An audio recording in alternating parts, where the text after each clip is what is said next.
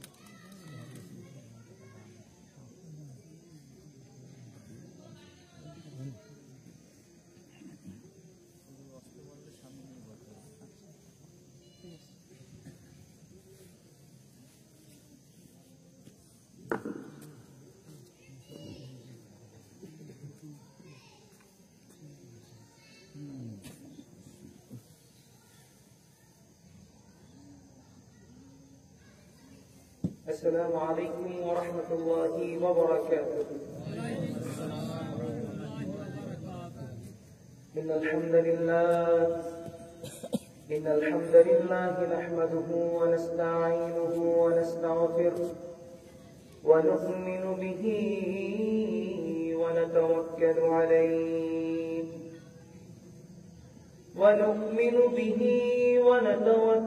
عليه ونعوذ بالله من شرور أنفسنا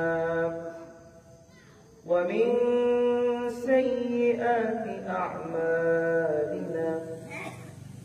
من يهده الله فلا مضل له ومن يضلله فلا هادي له. وأشهد أن لا إله إلا الله وحده لا شريك له. ونشهد أن محمدا عبد الله ورسوله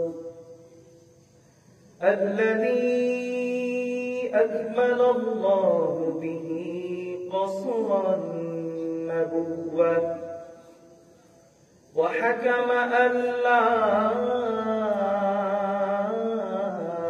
نبي بعده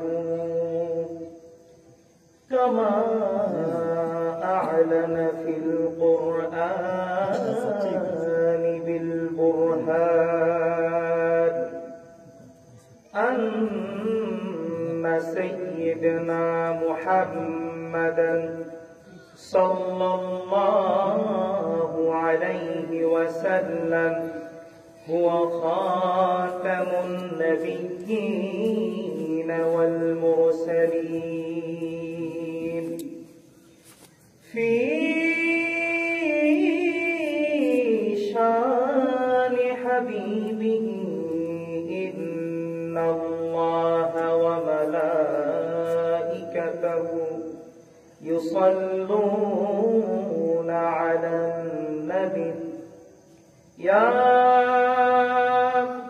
أيها أيها الذين آمنوا صلوا عليه وسلموا تسليما اللهم صل على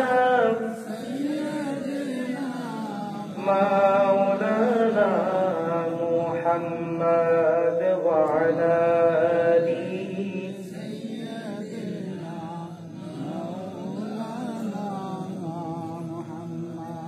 Medina Medina मोमिनों की गुनगुना है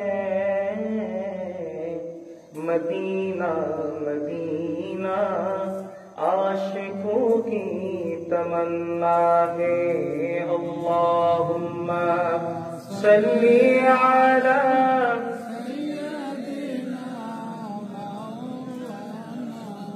محمد وعلى آل سيدنا مولانا मदीने की हवा से जन्नती बो आती है खाके पाके मदीने में नूर जन्नत चमकती है अल्लाहुम्मा सल्ली अला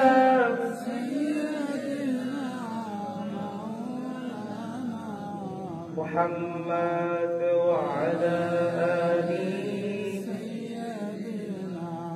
मौलाना मुहम्मद নয়াখালী চৌধুরী বাড়ি জামে মসজিদ প্রাঙ্গণ 5 দিন ব্যাপী 16তম বার্ষিকী তাফসীরুল কোরআন মাহফিলের প্রথম অধিবেশনের সম্মানিত সভাপতি আমন্ত্রিত উলামায়ে কেরাম এবং আমার সামনে উপবিষ্ট দিন দরদি মুসলমান ভাইরা পর্দার অন্তরালে আমার প্রাণপ্রিয় মা ও বোনেরা সকলকে জানাচ্ছি অন্তরের অন্তরস্থল থেকে সম্ভাষণ আসসালামু আলাইকুম ওয়া রাহমাতুল্লাহি ওয়া বারাকাতুহু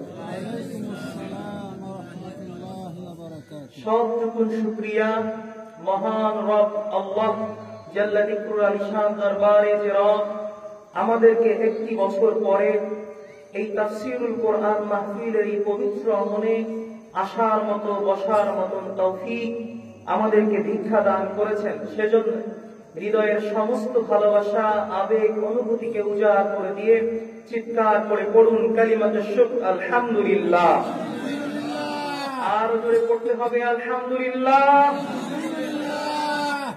সবটুকু দরুদ ও সালাম এবং শ্রদ্ধা জ্ঞাপন করছি আল্লাহর আখির নবী নবীগণের মাথার তাজ সাইয়্যিদুল কওলাইন ওয়া সাকালাইন ইমামুল মুরসালিন খাতামুন নবিয়্যিন হুজুরে কুল্লুর সাল্লাল্লাহু আলাইহি ওয়াসাল্লামের নূরের কদমে যাকে আজ থেকে 1000 বছর আগে আল্লাহ রব্বুল ইজ্জত উম্মতের হেদায়েতের জন্য উম্মতকে পথ প্রদর্শনের জন্য এই পাপাচারীদের দুনিয়ায় নবী সাল্লাল্লাহু আলাইহি ওয়াসাল্লামকে হেদায়েতের আলোকবর্তিকা হিসেবে প্রেরণ করেছেন সুধী মণ্ডলী প্রতি বছর আমরা এই তাফসীরুল কোরআন মাহফিলে তাফসীর করে থাকি একটা নির্দিষ্ট আয়াতকে কেন্দ্র করে গত বছর তাফসীরের আয়াত শেষ হয়েছিল সূরাতুন নিসার ৭৯ নম্বর আয়াত পর্যন্ত এবছর আল্লাহ রব্বুল ইজ্জত ওয়াল জালাল আমাদেরকে যদি তৌফিক ভিক্ষা দান করেন তবে আমরা সূরাতুন নিসার ৮০ নম্বর থেকে আমাদের তাফসীরের কার্যক্রম শুরু করব সকলে পড়ুন আল্লাহুম্মা আমিন আল্লাহ গফুরুর রহিম যদি তৌফিক ভিক্ষা দেন আমি অধম আপনাদের সামনে সূরাতুন নিসার ৮০ থেকে ৮৫ নম্বর এই ৬টি আয়াতের এক্সপ্লেনেশন সামান্যতম এক্সপ্লেনেশন করার চেষ্টা করব প্রখ্যাত মুহাদ্দিস এবং মুফাসসির গণের দৃষ্টিভঙ্গি থেকে আল্লাহ রাব্বুল আলামিন আমাদের এই ইচ্ছাকে কবুল করুন পড়েন আমিন সুধী মণ্ডলী আলোচনার শুরুতেই একটি কথা না বললেই নয়, সেটি হচ্ছে আমাদের এই মাহফিলে আসা, এই তাফসীরুল কোরআন মাহফিলে বসা, আলোচনা করা, আলোচনা শোনার পেছনে দুনিয়াবি কোনো চাহিদা নাই, দুনিয়াবি কোনো অ্যাট্রাকশন নাই, দুনিয়াবি কোনো চাওয়া পাওয়া নাই। আমরা কেবলই মাত্র শুধুমাত্র আল্লাহ এবং তার রাসূল মুহাম্মদ সাল্লাল্লাহু আলাইহি ওয়াসাল্লামের রেজামন্দি হাসিলের জন্যই এই মাহফিলে এসেছি, এই মাহফিলে বসেছি এবং এই মাহফিলে আলোচনা করছি। ঠিক কিনা বলেন? শেষ পর্যন্ত, শুধু আজকের শেষ না, এই 5 দিন ব্যাপী মাহফিলের শেষ পর্যন্ত এই নিয়তকে বহাল তবিয়তে রাখতে হবে যে রব্বুল আলামিন আমাদেরকে যে তৌফিক দীক্ষা দিয়েছেন। দুনিয়ার মানুষ নানান কাজে ব্যস্ত হয়ে পড়ে, নানান বিপদে তারা হচ্ছে তাদের জীবনকে গুলিয়ে ফেলেন, তারা নানান কাজে নিজেদেরকে ব্যস্ত করে ফেলেন। এমন একটা মুহূর্তে, এই ফিতনার জামানায় আল্লাহ রাব্বুল আলামিন আমাদেরকে যে পছন্দ করে, আমাদের উপরে দয়া করে, আমাদের উপরে করুণা করে, হাজার হাজার মানুষদের মধ্য থেকে আমাদেরকে বাছাই করে আল্লাহ আমাদেরকে যে এই পবিত্র অঙ্গনে বসার তৌফিক দীক্ষা দিয়েছেন, সেজন্য শুকরিয়া করতে হবে কার? আরো জোরে বলতে হবে কার? আল্লাহ রাব্বুল আলামিন আমাদেরকে তৌফিক দিয়েছেন এবং সেই তৌফিককে যথাযথভাবে কাজে লাগানোর লক্ষ্যে আমাদের নিয়তকে আমরা পরিশুদ্ধ করব। কেননা মুমিনের নিয়ত তার কাজের চেয়ে উত্তম। মুমিন যে নিয়ত করে সে ওই নিয়ত গুণে বরকত হয়, আল্লাহ তাকে ওই নিয়ত গুণে বরকত দিয়ে তার জীবনকে মুনাওয়ার করে দেয়। অতএব আমরা নিয়ত করব আমাদের আলোচনার শেষ পর্যন্ত আমাদের নিয়তকে খালাস করে, অন্তরকে ইসলামের দিকে ঝুঁকিয়ে, কোরআনের দিকে ঝুঁকিয়ে আমরা এই মাহফিলে অবস্থান করব। আল্লাহ কবুল করুন, করেন আমিন। শুধু মণ্ডলী, আমরা আমাদের আলোচনা শুরু করছি এবং এটাই হচ্ছে এই 5 দিন ব্যাপী মাহফিলের প্রথম অধিবেশন। আসুন আমার সাথে আপনারা বিসমিল্লাহ করুন। নাকি সবাই পড়া যাবে না ইনশাআল্লাহ?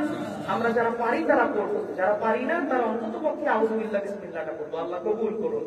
আমার সাথে পড়ুন, আউযু বিল্লাহি মিনাশ শাইতানির রাজীম, বিসমিল্লাহির রাহমানির রাহিম। মান ইউতি'র রাসূল ফাকাদ আতা'a আল্লাহ ওয়া মান তাওয়াল্লা ফামা আরসালনাকা আলাইহিম হাফীযা। সাদাকাল্লাহুল আযীম ওয়া সাদাকা রাসূলুহুন নবিয়্যুল কারীম। আল্লাহ রাব্বুল ইজ্জত সূরাতুন নিসা 80 নম্বর আয়াতে বলছেন, মান ইউতি'র রাসূল ফাকাদ আতা'a আল্লাহ ওয়া মান তাওয়াল্লা ফামা আরসালনাকা আলাইহিম হাফীযা। আল্লাহ এই আয়াতের শুরু অংশে বলছেন, মান ইউতি'র রাসূল ফাকাদ আতা'a আল্লাহ, তোমরা রাসূলের আনুগত্য করো। যদি রাসূলের আনুগত্য করো তাহলে সেটা আল্লাহর আনুগত্য হয়ে যাবে। সুবহানাল্লাহ পড়েন। পবিত্র কালামে হাকিমে আল্লাহ রাব্বুল আলামিন রাসূল এবং আল্লাহর আনুগত্য করতে বলেছেন 40টি আয়াতে। কয়টি আয়াতে? 40টা আয়াতে আল্লাহ রাব্বুল আলামিন রাসূল এবং আল্লাহর আনুগত্য করতে বলেছেন। এই 40টি আয়াতের মধ্যে রব্বুল আলামিন 22টি আয়াতে বলেছেন তোমরা আল্লাহর আনুগত্য করো, রাসূলের আনুগত্য করো।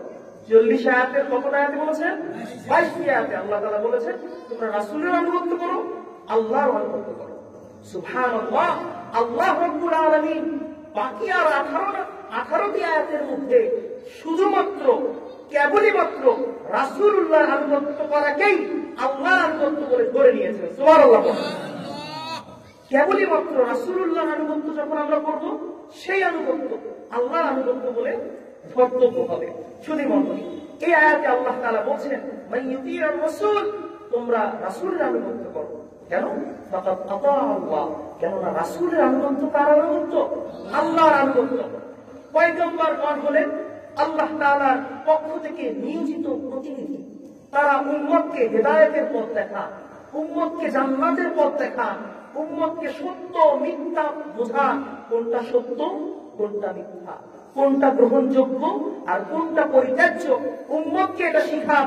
রাসূলুল্লাহ এবং অন্যান্য সব নবীগণকে আল্লাহ তাআলা এজন্যই পাঠাইছে যে আমি আল্লাহ তাআলার যে বার্তা সেগুলো তোমরা মানুষের কাছে পৌঁছায় দিবা। এজন্য আল্লাহ রাসূল সাল্লাল্লাহু আলাইহি ওয়াসাল্লামের পক্ষ থেকে আসা প্রত্যেকটা কথাকে আমাদের জন্য আল্লাহ তাআলা হাদিস বানায় দিয়েছেন যে নবী যা বলবে সেটাই মানবা, নবী যা বলবে সেটাই পথ, নবী যা বলবে সেটাই হেদায়েতের পথ, নবী যা বলবে সেটাই কল্যাণ। সুবহানাল্লাহ পড়েন। এজন্য আমরা বলে থাকি আল্লাহ তাআলা কোরআনে বলেছেন তুমিনুনা বিল্লাহি ওয়া রাসূলিহি, তুমিনুনা বিল্লাহি ওয়া রাসূলিহি, তোমরা রাসূলের আনুগত্য করো। তুমিনুনা বিল্লাহি ওয়া রাসূলিহি, এই কথার মিনিং হচ্ছে আল্লাহর আনুগত্যের পরে রাসূলুল্লাহর আনুগত্য করা। রাসূলুল্লাহর আনুগত্য করা মানে হচ্ছে আল্লাহর আনুগত্য করা। অর্থাৎ রাসূলুল্লাহ তোমাদেরকে যে পথ প্রদর্শন করবে তোমরা সেই পথেই হাঁটবা, রাসূলুল্লাহ তোমাদেরকে যে কথা বলবে তোমরা সেটাই মানবা। আমি বলি নাই, রব্বুল আলামিন সূরাতুল হাশরের 7 নম্বর আয়াতে বলছেন ওয়ামা আতাকুমুর রাসূল ফাখুযু ওয়ামা নাহাকুম আনহু ফান্তাহু, রাসূলুল্লাহ তোমাদের জন্য যা কিছু নিয়ে এসেছে ফাখুযু, তোমরা তা গ্রহণ করো, তা মেনে নাও, কোনো প্রশ্ন ছাড়া, সব ছাড়া, কোন ডাউট ছাড়া রাসূলুল্লাহ যা বলবে তা মেনে নিবা। ওয়ামা নাহাকুম আনহু ফান্তাহু, এবং রাসূলুল্লাহ তোমাদেরকে যা কিছু নিষেধ করবে সেগুলো তোমরা পরিত্যাগ করবা। রাসূল নিষেধ করছে, ব্যাস সেটা নিষেধ। রাসূল আদেশ করছে, ব্যাস সেটা আদেশ। রাসূলুল্লাহ বলছে তাই মানব, এখানে আর কোনো প্রশ্ন নাই। আদেশ কার? আল্লাহ। আদেশ কার? আল্লাহ। আল্লাহর আদেশ যে রাসূলুল্লাহ যা বলবে সেটাই মানবা। কেন? রাসূলের আনুগত্য হচ্ছে আমার আনুগত্য।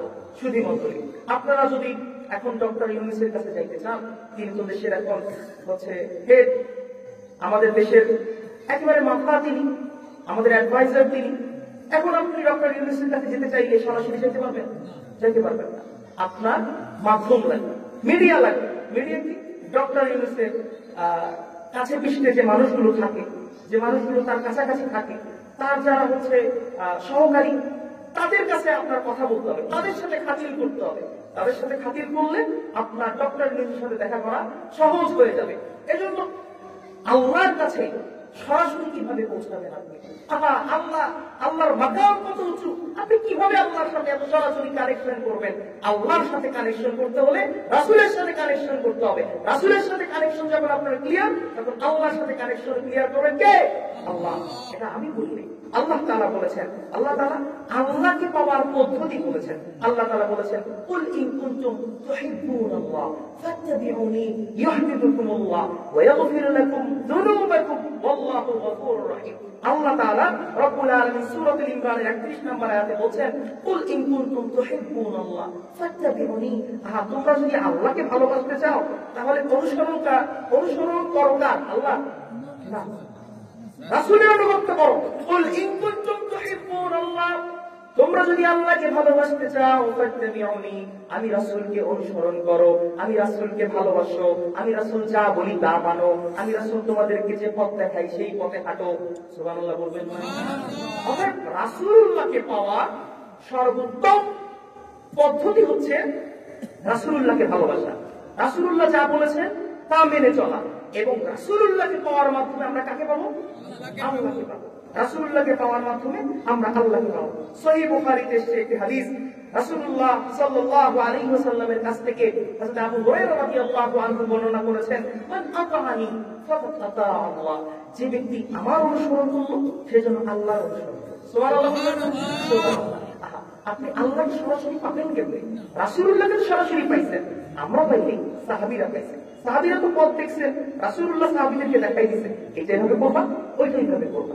অতএব সাহাবীরা রাসূলদের প্রত্যেকটা আমলকে অনুসরণযোগ্য করেছেন, প্রত্যেকটা আমল তারা মেনেছে। এবং যখন তারা এগুলো মেনেছে, এগুলো হাদিস হয়ে গেছে, আমরা এগুলো পেয়েছি, এবং আমরা এগুলো কি করব? অনুসরণ করব। এবং রাসূলুল্লাহকে সাহাবীরা কতটা অনুসরণ করতেন, কতটা ভালোবাসতেন। কেননা আল্লাহ তাআলা বলতেছে রাসূলকে অনুগত করলে আল্লাহকে পাবা। কতটা অনুগত করতেন। হযরত আব্দুল্লাহ ইবনে ওমর রাদিয়াল্লাহু তাআলা আনহু একজন সাইয়্যিদুল কদর সাহাবী। এই হাদিসটি এসেছে সিয়ারু আলামিন নুবালায়। তিনি এতটা সাইয়্যিদুল কদর সাহাবী ছিলেন, রাসূলুল্লাহ যা করতেন তিনি সব পুঙ্খানুপুঙ্খভাবে দেখে রাখতেন, শুনে রাখতেন। হযরত রাসূলুল্লাহ সাল্লাল্লাহু আলাইহি ওয়াসাল্লামের ওফাতের পরে, ইন্তেকালের পরে আব্দুল্লাহ ইবনে ওমর রাদিয়াল্লাহু আনহু তিনি 40 কিলোমিটার, প্রায় 40 কিলোমিটার দূরে যাইয়া এক জায়গায় ঘুমাইতেন। সুবহানাল্লাহ বলবেন না? 40 কিলোমিটার দূরে যাইয়া একটা মানুষ ঘুমায়, এখন আপনি আমি আমাদের মধ্যে যদি এরকম কোন মানুষ থাকে 40 কিলোমিটার দূরে যায় ঘুমায়, তারা আমরা কি বলবো? সুস্থ মানুষ বলবো না। কিন্তু সাহাবী কি বললেন? তিনি কেন 40 কিলোমিটার দূরে যায় ঘুমাইলেন? হাদিস শরীফে এসেছে, সিয়ার ও আলামিন নুবালায় এসেছে, সহিহ বুখারীতে এসেছে, কিতাবুস সালাতের মধ্যে হযরত আব্দুল্লাহ ইবনে ওমর বলছেন যে আব্দুল্লাহ ইবনে ওমর তিনি 40 কিলোমিটার দূরে যাইতেন। তিনি কি করতেন? فيصلي فيها ويقيم فيها ويحب أن يصلي فيها في مواضعه। রাসূলুল্লাহ যেখানে নামাজ পড়তেন তিনি সেখানে যাইয়া নামাজ পড়তেন। রাসূলুল্লাহ যেখানে যায় ঘুমাইতেন তিনি সেখানে যায় ঘুমাইতেন। রাসূলুল্লাহ যেখানে যায় দাঁড়াইতেন তিনি সেখানে যায় দাঁড়াইতেন।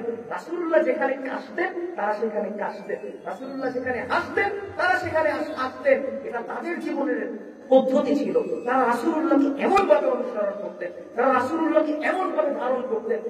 সাহাবীদেরকে দেখে মানুষ মনে করতো মুহাম্মদ নবী আসবে।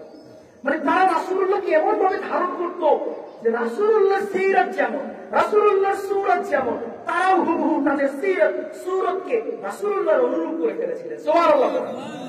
যখন রাসূলুল্লাহ মক্কা থেকে মদিনায় হিজরত করেন, আল্লাহ রাসূল সাল্লাল্লাহু আলাইহি ওয়াসাল্লামের পবিত্র সহযোগী ছিলেন হযরত আবু বকর সিদ্দিক রাদিয়াল্লাহু আনহু।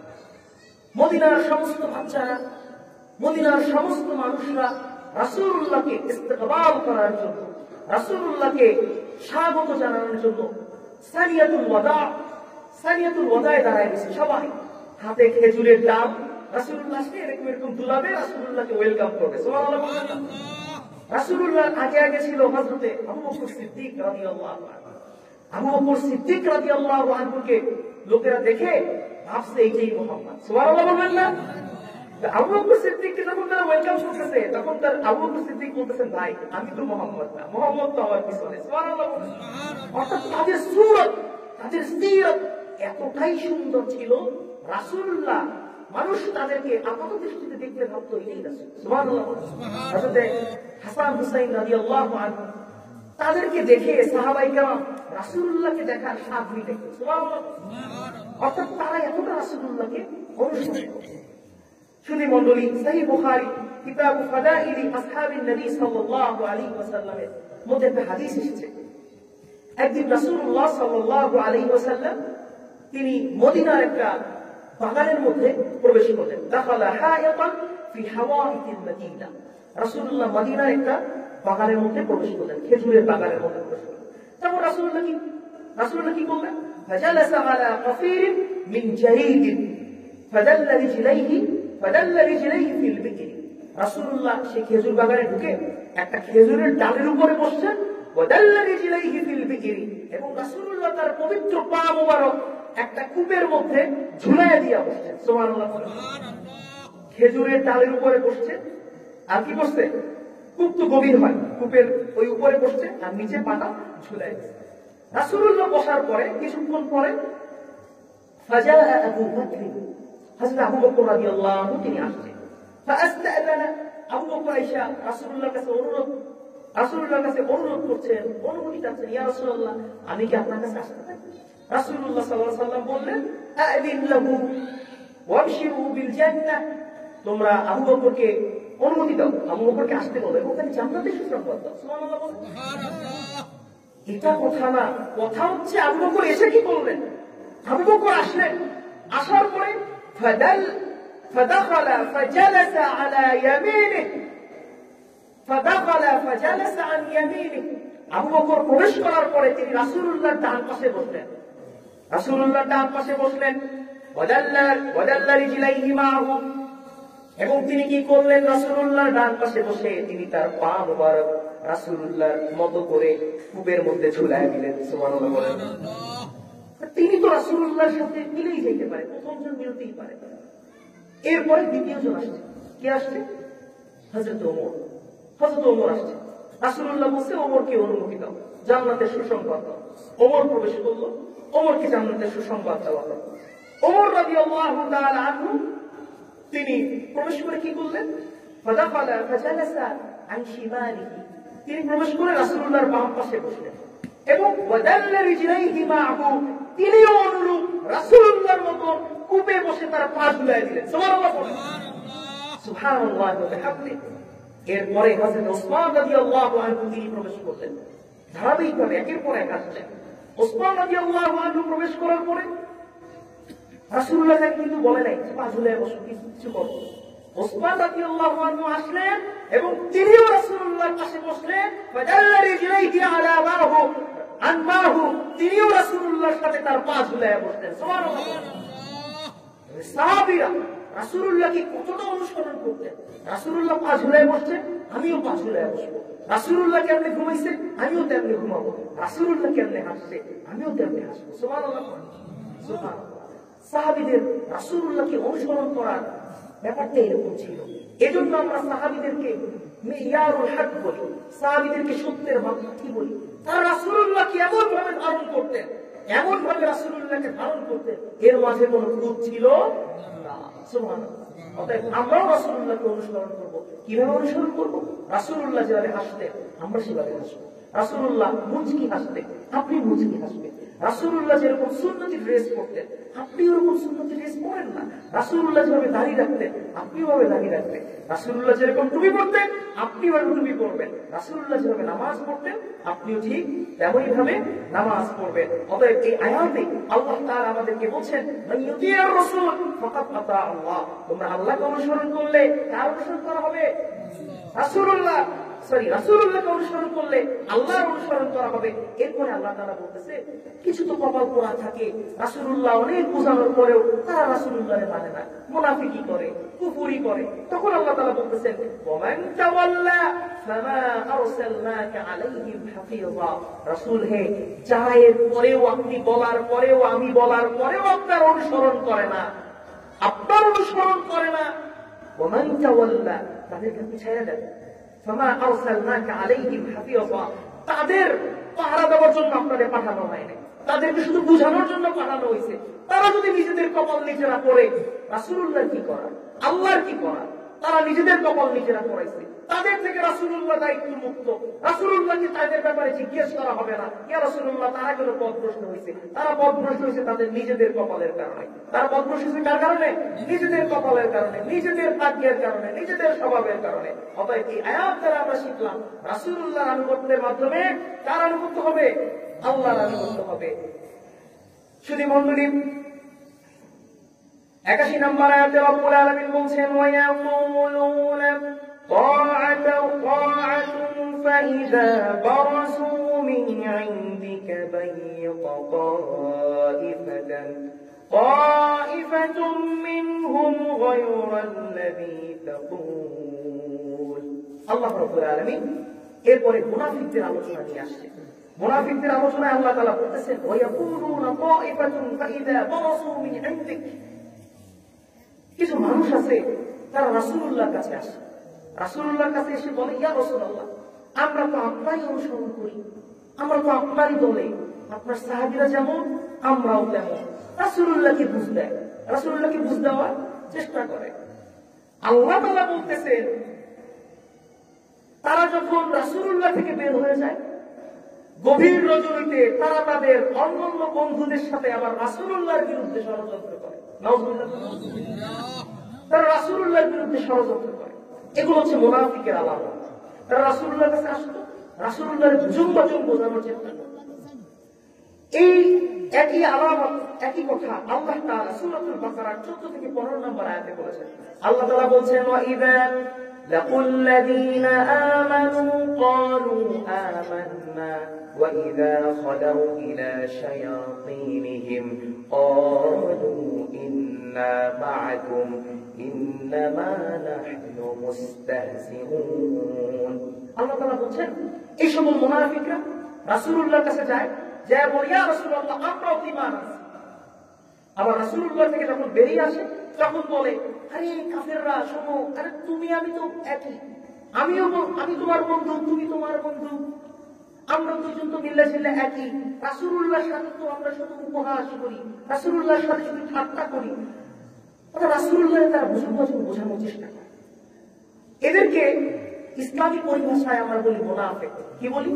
মুনাফিক। মুনাফিকের সংজ্ঞায় উলামায়ে কেরাম বলেছেন, ইউযহিরু খিলাফান মা ইউবতিন। মুনাফিক হচ্ছেন কারা? যাদের অন্তরে এক, মুখে আরেক, মুখে এক কথা, অন্তরে আরেক কথা। আপনাকে বলবে একটা, করবে আরেকটা।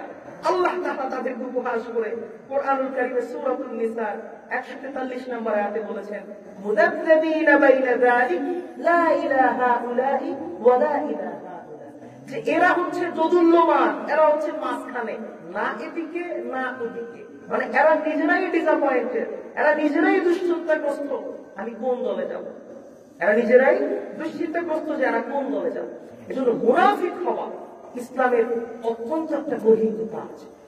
আল্লাহ তাআলা বলেছেন, ইন্নাল মুনাফিকিনা ফি দারকিল আসফালি মিনান নার, মুনাফিকরা জাহান্নামের সর্বনিম্ন স্তরে থাকবে, জাহান্নামের সবচেয়ে নিকৃষ্ট স্থানে থাকবে। রাসূলুল্লাহ সাহাবীদেরকে, উম্মতদেরকে মুনাফিক হতে নিষেধ করেছেন, মুনাফিক স্বভাব থেকে দূরে থাকতে বলেছেন। রাসূলুল্লাহ মুনাফিকের এত ভয়াবহ আযাবের কথা বর্ণনা করেছেন। হযরতে রাসূলুল্লাহ সাল্লাল্লাহু আলাইহি ওয়াসাল্লামের ইন্তেকালের পরে রাসূলুল্লাহ এই যে মুনাফিকের লিস্ট রাসূলুল্লাহ দিয়ে রেখেছিলেন হযরতে হুযায়ফা ইবনুল ইয়ামান রাদিয়াল্লাহু আনহুর কাছে। হযরত ওমর ইবনুল খাত্তাব রাদিয়াল্লাহু আনহুর শাসনামলে হুযায়ফা ইবনুল ইয়ামান রাদিয়াল্লাহু আনহুর কাছে ওমর ইবনুল খাত্তাব একদিন আসলেন, এসে বলতেছে, হুযায়ফা ইবনুল ইয়ামান, তুমি আমাকে বলো, قال عمر لحذيفة أنشأني رسول الله صلى الله عليه وسلم من المنافقين؟ قال حذيفة لا ولا أذكي بعدك أحدا। হুযায়ফাকে এসে জিজ্ঞেস করছে, হুযায়ফা, রাসূলুল্লাহ যে মুনাফিকের লিস্টটা দিয়েছে তোমার কাছে, ওই লিস্টের মধ্যে কি আমার নাম আছে? হুযায়ফা ইবনে ইয়ামান বলতেছে যে লা ওয়ালা উযাক্কি বা'দাকা আহাদা, আমাকে রাসূলুল্লাহ এটা কার কাছে বলতে নিষেধ করতে, বলবো না। তিনি ওমরের কাছে বলতে চায় না যে এই লিস্টে নাম আছে কিনা, কারণ রাসূলুল্লাহ নিষেধ করেছেন। এখন ওমর তো আর সাধারণ কোন মানুষ না, ওমর তো অনেক বুদ্ধিমান। ওমর রাদিয়াল্লাহু তাআলা আনহু বুদ্ধি করে প্রশ্ন করলেন, হুযায়ফা, আমি তো জানি তুমি মুনাফিকদের জানাজায় কখনো যাও না, মুনাফিকদের জানাজায় কখনো যাও না, ও হুযায়ফা, তুমি কি আমার জানাজায় যাবা? হযরত হুযায়ফা এসে দিচ্ছেন যে এইটা তো একটা হ্যাঁ বা না উত্তর দিতে হবে। এখন হ্যাঁ বা না উত্তর দিলেই বোঝা যাবে যে এই লিস্টে ওনার নাম আছে কি নাই। হযরত হুযায়ফা ইবনে ইয়ামান বলল, হুজুর, আপনার জানাজায় যাব না, কোন কার জানাজায় যাব? সুবহানাল্লাহ। হযরত হুযায়ফা ইবনে ইয়ামান তিনি ইনডিরেক্টলি কিন্তু বলে দিলেন যে ওই লিস্টে রাসূলুল্লাহ পবিত্র সাহাবী ওমর ইবনে খাত্তাব রাদিয়াল্লাহু তাআলা আনহুর নাম নাই। এজন্য মুনাফিক হওয়া যাবে না। মুনাফিক হওয়া যাবে? মুনাফিক হওয়া যাবে। সাহাবী হযরত ওমর রাদিয়াল্লাহু আনহু যাকে জান্নাতের টিকিট দেওয়া হয়েছে, একটু আগে আমরা একটা হাদিস পড়েছি, রাসূলুল্লাহ বলেছেন তাকে জান্নাতের সুসংবাদ দাও। এই জান্নাতের সুসংবাদ প্রাপ্ত সাহাবী হযরত ওমর রাদিয়াল্লাহু তাআলা আনহু তিনিও দুশ্চিন্তায় পড়ে গেছেন, মুনাফিকের লিস্টে আমার নাম আছে কিনা, যদি থেকে থাকে তাহলে এই আযাব থেকে আমাকে কেউ রক্ষা করতে পারবে না। এজন্য মুনাফিকের আলামত থেকে, মুনাফিকের গুণ থেকে সব সময় বিরত থাকতে হবে, দূরে থাকতে হবে। রাসূলুল্লাহ সাল্লাল্লাহু আলাইহি ওয়াসাল্লাম একটি হাদিসে বলেছেন, সহিহ বুখারীতে এসেছে যে আয়াতুল মুনাফিকি সালাস, মুনাফিকের তিনটা গুণ আছে, মুনাফিকের তিনটা আলামত আছে। কয়টা? তিনটা। ইদা হাদাসা ইদা হাদাসা কাযাবা, যখন কথা বলে মিথ্যা বলে, যখন কথা বলে কি করে? মিথ্যা বলে। মানুষদেরকে যা বলে সত্য কথা বলে না, অসত্য কথা বলে, হুজুম বাজুম বলে। নির্বাচনের আগে বলে যে আপনাদেরকে তিরিশ করে দিব, নির্বাচনের পরে আর ওনার খবর নাই। এটা কিন্তু মুনাফিকের আলামত। ঠিক আছে? নির্বাচনের আগে বলবে আপনাদেরকে এটা দিব সেটা দিব, নির্বাচনের পরে বলবে ভুলে গেছি, সময় নাই। বসের তখন সময় থাকে না। নির্বাচনের আগে আমাদের নেতাদেরকে গাছের উপরে দেখা যায়, নির্বাচনের পরে গাছেও দেখা যায় না, মাছেও দেখা যায় না, কোথাও দেখা যায় না। ঠিক না? আল্লাহ আমাদেরকে সকল মুনাফিক থেকে হেফাজত করেন, আমিন। এজন্য রাসূলুল্লাহর পদ্ধতিতে আসতে হবে। রাসূলুল্লাহর পদ্ধতিতে সবসময় সবকিছুতে কল্যাণ আছে। এর আগের একটা আমরা বলেছি, রাসূলুল্লাহর অনুসরণ করা, রাষ্ট্র কাঠামো গঠন করবেন, রাসূলুল্লাহর আনুগত্য করবেন, রাসূলুল্লাহকে অনুসরণ করবেন। মানহাজে নবুওয়া কোনটা? রাসূলুল্লাহর সাহাবীরা রাষ্ট্র গঠন করেছেন কিভাবে, সেভাবেই রাষ্ট্র গঠন হবে, ইসলামিক রাষ্ট্র সেভাবেই গঠন হবে। এই কুফরি ব্যবস্থায়, ইসলাম বহির্ভূত ব্যবস্থায় কখনো ইসলামিক রাষ্ট্র, কল্যাণ রাষ্ট্র গঠিত হবে না। এজন্য এই মুনাফিকের আলামত আমাদের মধ্যে যদি থাকে তাহলে আল্লাহর প্রিয় বান্দা আমরা কখনই হইতে পারবো না। এজন্য কথা বললে কি বলতে হবে? সবসময় অসত্য কথা বলতে হবে, সত্য কথা বলতে হবে। সবসময় কি বলতে হবে? সত্য কথা বলতে হবে। আমাদের মধ্যে কিছু গুণ আছে। আমরা বাচ্চাদের সাথে যখন কথা বলি, বাচ্চাদেরকে আমরা মিথ্যা কথা বলি। তুমি যদি লেখাপড়া করো তোমাকে আমি সাইকেল কিনে দেবো, কেউ লেখাপড়া করলো, ও ভালো রেজাল্ট করলো, আপনি ওকে সাইকেল কিনে দেন না। এই সকল আশ্বাস আমাদের মুরব্বীরা খুব বেশি দেয়, তাই না? খুব বেশি দেয়, খুব বেশি দেয়। বাজারে গেছে, বাচ্চা বলতেছে আব্বু আচার খাবো, আব্বু বলতেছে ঠিক আছে যাওয়ার সময় কিনে দিব, মানে ওর একটা ভুজুন বুঝ দেওয়া হইল, যাওয়ার সময় ওকে ভুলে যাবে, ওকে আর কিনে দিতে হবে না। এটাও একটা মিথ্যা। আপনি বাপ হোসেন দেখিয়েছেন, মিথ্যা তো এটা, মিথ্যা মিথ্যাই। বাপ হইলেও মিথ্যা, দাদা হইলেও মিথ্যা, মা হইলেও মিথ্যা। মিথ্যা বলা যাবে না, এটা মিথ্যা, মিথ্যাই এটা মুনাফিকের প্রথম আলামত। রাসূলুল্লাহ দ্বিতীয়টা বলছেন ওয়াইদা ওয়াআদা আখলাফা, যখন ওয়াদা করে তখন সে কি করে? ওয়াদা খেলাফ করে। ওয়াদা করে তখন কি করে? ওয়াদা খেলাফ করে। মুমিনরা কখনো ওয়াদা খেলাফ করে না। রাসূলুল্লাহ কখনো ওয়াদা খেলাফ করতেন না, কোন নবী কখনো ওয়াদা খেলাফ করতেন না। এবং নবীগণ এমন ভাবে তাদের ওয়াদাকে পূরণ করতেন।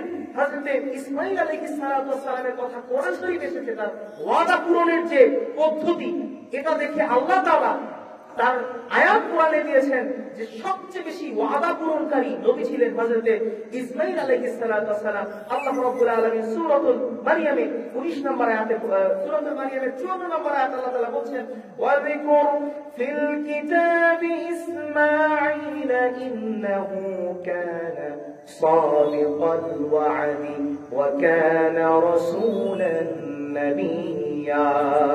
আল্লাহ বলছেন ইসমাঈল আলাইহিস সালাম এমন একজন নবী, তিনি সর্বোত্তম ওয়াদাকারী, তিনি ওয়াদা পূরণের ক্ষেত্রে সর্বোত্তম নবী, তিনি বেশি বেশি ওয়াদা পূরণ করতেন।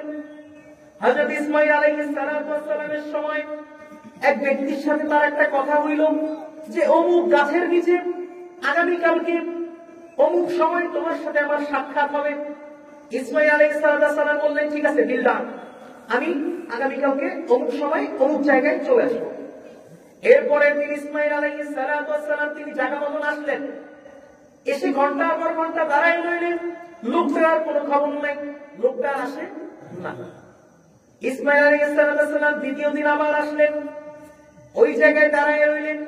তিনি দাঁড়ায় দাঁড়ায় ওই লোকটার জন্য অপেক্ষা করতে লাগলেন, ঘন্টার পর ঘন্টা, লোকটার আর কোনো খবর নাই। ইসমাঈল আলাইহিস সালাম লোকটার জন্য অপেক্ষা করছেন, অপেক্ষা করছেন। আপনি আমি হইলে কয়দিন অপেক্ষা করতাম? দু একদিন করতামই না, হয়তো করতামই না। যদিও যাইতাম ওই প্রথম দিনই, তারপরে আর কোনো খবর থাকতো না, বলতাম তুমি আও না কেন মুখে। ইসমাঈল আলাইহিস সালাম এক না দুই না 30টা দিন তিনি একই জায়গায় ওই লোকটার জন্য একই সময় অপেক্ষা করেছেন। সুবহানাল্লাহ। তার মানে নবী আলাইহিস সালাম ওয়াদা পূরণ করতেন, তারা ওয়াদা ভাঙতেন না। আমাদের নবী সাল্লাল্লাহু আলাইহি ওয়াসাল্লাম ওয়াদা পূরণ করতেন, ওয়াদা ভাঙতেন না। রাসূলুল্লাহ হুদায়বিয়া সন্ধি করেছিলেন, হুদায়বিয়া সন্ধি করেছিলেন মক্কার কাফেরদের সাথে। রাসূলুল্লাহ এবং সাহাবীদের মদিনা শান্তি চুক্তি হয়েছে। রাসূলুল্লাহ ওয়াদা ভাঙেন নাই, রাসূলুল্লাহ খুবই ক্রাইসিসের মধ্যে পড়েছেন, ওয়াদা ভাঙেন নাই। কাফেররা যখন ওয়াদা ভাঙছে, রাসূলুল্লাহ তখন কথা বলছেন। রাসূলুল্লাহ এবং কোন সাহাবী কখনো ওয়াদা ভাঙতেন না। আমাদের যারা আশারায়ে মুবাশশারা আছেন, যারা খোলাফায়ে রাশিদিন আছেন, তাদের জীবনী আপনারা পড়বেন। তাদের জীবনে ইন্টেনশনালি কোনো গুনাহ ছিল না, তারা গুনাহ করতেন না, জেনে শুনে করতেন না। ওয়াদা খেলাফ তো ভয়ঙ্কর গুনাহ, এটা তারা কখনোই করতেন না। এজন্য আমরাও যখন দোকানদারকে বলবো যে ভাই আমার যে বাকিটা আছে আমি আগামী মাসের 5 তারিখ দিয়ে দিব, ওই 5 তারিখ যদি আপনার 10 তারিখ হয়ে যায় তাহলে আপনি ভাববেন যে আপনিও মুনাফিকের খাতায় চলে গেছেন। এজন্য 5 তারিখ চিন্তা করেই বলতে হবে যে 5 তারিখ দিব, মানে 5 তারিখই আমি 5 তারিখই দিব, 5 তারিখ 6 তারিখ হবে না। এজন্য সবসময় ওয়াদা রক্ষা করতে হবে। এটাও কিন্তু রাসূলুল্লাহ আনুগত্যের অংশ। রাসূলুল্লাহ ওয়াদা যেরকম রক্ষা করতেন, আমিও ওয়াদা রক্ষা করব।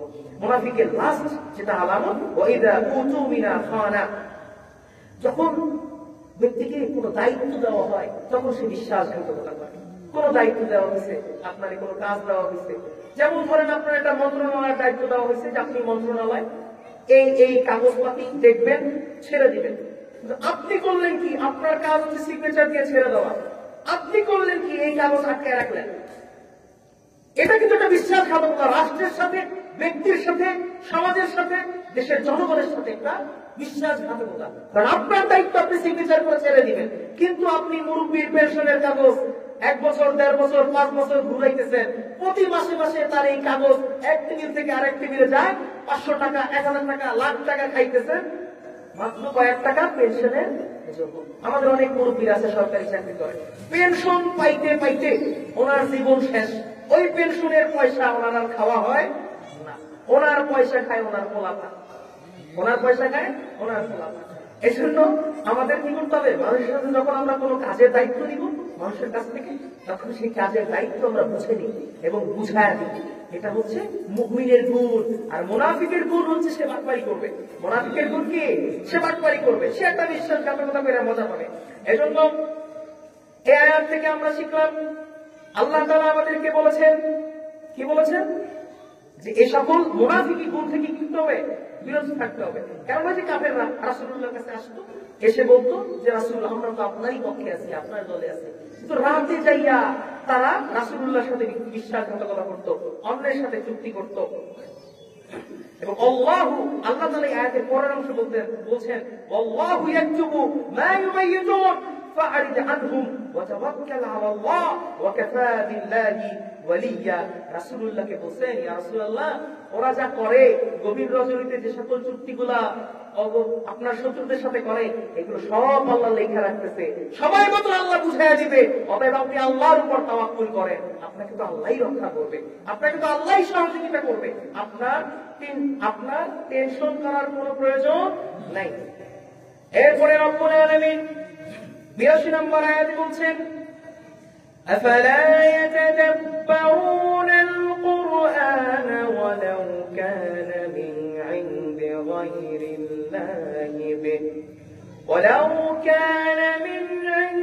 غير الله به لوجدوا فيه اختلافا كثيرا। আল্লাহ বলছেন, أفلا يتدبرون القرآن, তবে তারা কি কোরআনকে অনুধাবন করে না, কোরআনকে বুঝে না? কোরআন যে এত সুন্দর, কোরআন যে এতটা মাধুর্যতাপূর্ণ, এতটা প্রাঞ্জল, কোরআন যে এতটা সুন্দর, এতটা তাৎপর্যপূর্ণ, কোরআনকে কি তারা বুঝে না? কোরআনকে কি তারা অনুধাবন করে না?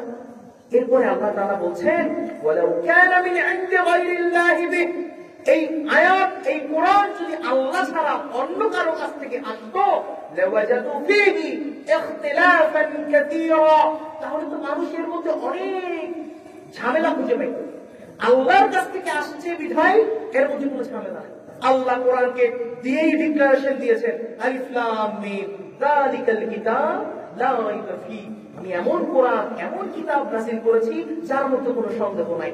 যেহেতু সন্দেহ নাই, সেহেতু এটার প্রত্যেকটা আয়াত আপনি যখন মানছেন, তার মানে আপনি হেদায়েতের পথে এক এক পা আগায় যেতেছেন। সুবহানাল্লাহ, সুবহানাল্লাহ ওয়া বিহামদিহি।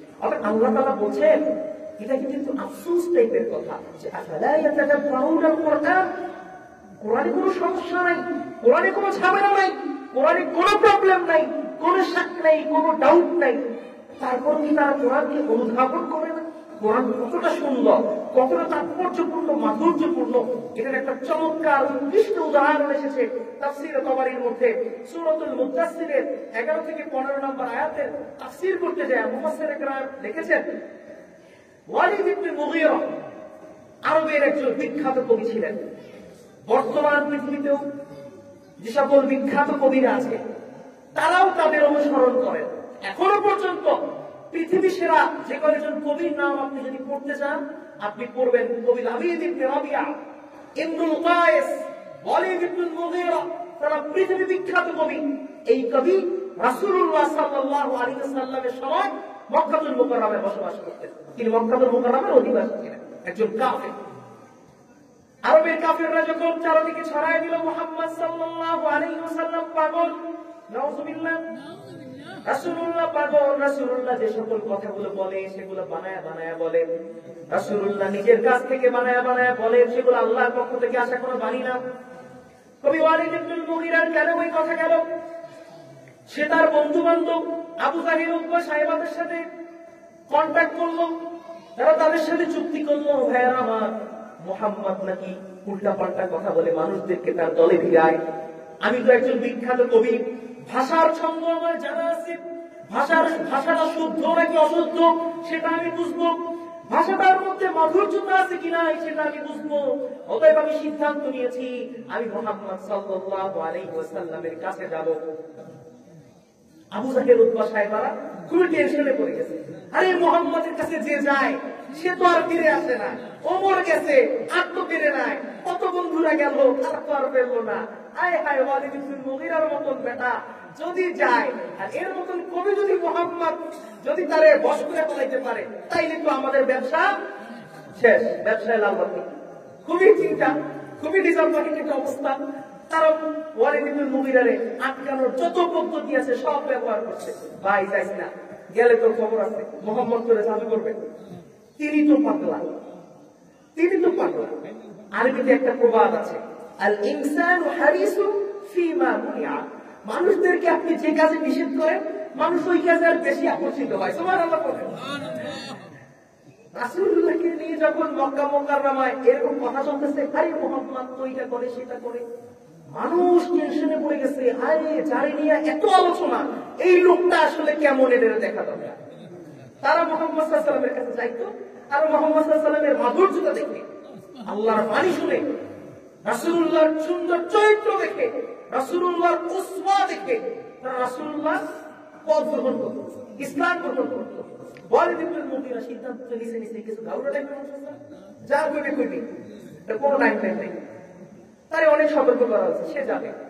সে রাসূলুল্লাহর কাছে গেছে। রাসূলুল্লাহ সাল্লাল্লাহু আলাইহি ওয়াসাল্লাম তখন তার পবিত্র ঘরের মধ্যে খোলা। সাহাবীরা তো টেনশনে পড়ে গেছে, এত বড় কাফের রাসূলুল্লাহর দরবারে কোন কামে আইছে। রাসূলুল্লাহকে তারা সতর্ক করতেছে, ইয়া রাসূলুল্লাহ এই লোকটা কিন্তু ডেঞ্জারাস, আরবের বিখ্যাত কবি, এবং আরবের যে উকাজ মেলা হয় এই উকাজ মেলায় একজন বিখ্যাত কবি তিনি। ইয়া রাসূলুল্লাহ তার থেকে সাবধানে থাকতে হবে। রাসূলুল্লাহ বললেন সমস্যা নাই, তারে আসতে বলো। রাসূলুল্লাহ দরবারে সে ঢোকার পরে রাসূলুল্লাহকে বললেন, মুহাম্মদ তুমি নাকি মানুষদেরকে জাদুটোনা করো, মানুষদেরকে অনেক বাণী শোনাও, এই বাণী শুনো নাকি মানুষদের নিজেদের সংবিত হারায় ফেলে, তারা নাকি নিজেদেরকে তোমার ধর্মে ঢুকায়া দেয়, তোমার ধর্ম গ্রহণ করে। এখন আমাকে একটু শোনাও দেখি, তুমি কি বলো, তোমার আল্লাহ তোমারে কি বলে।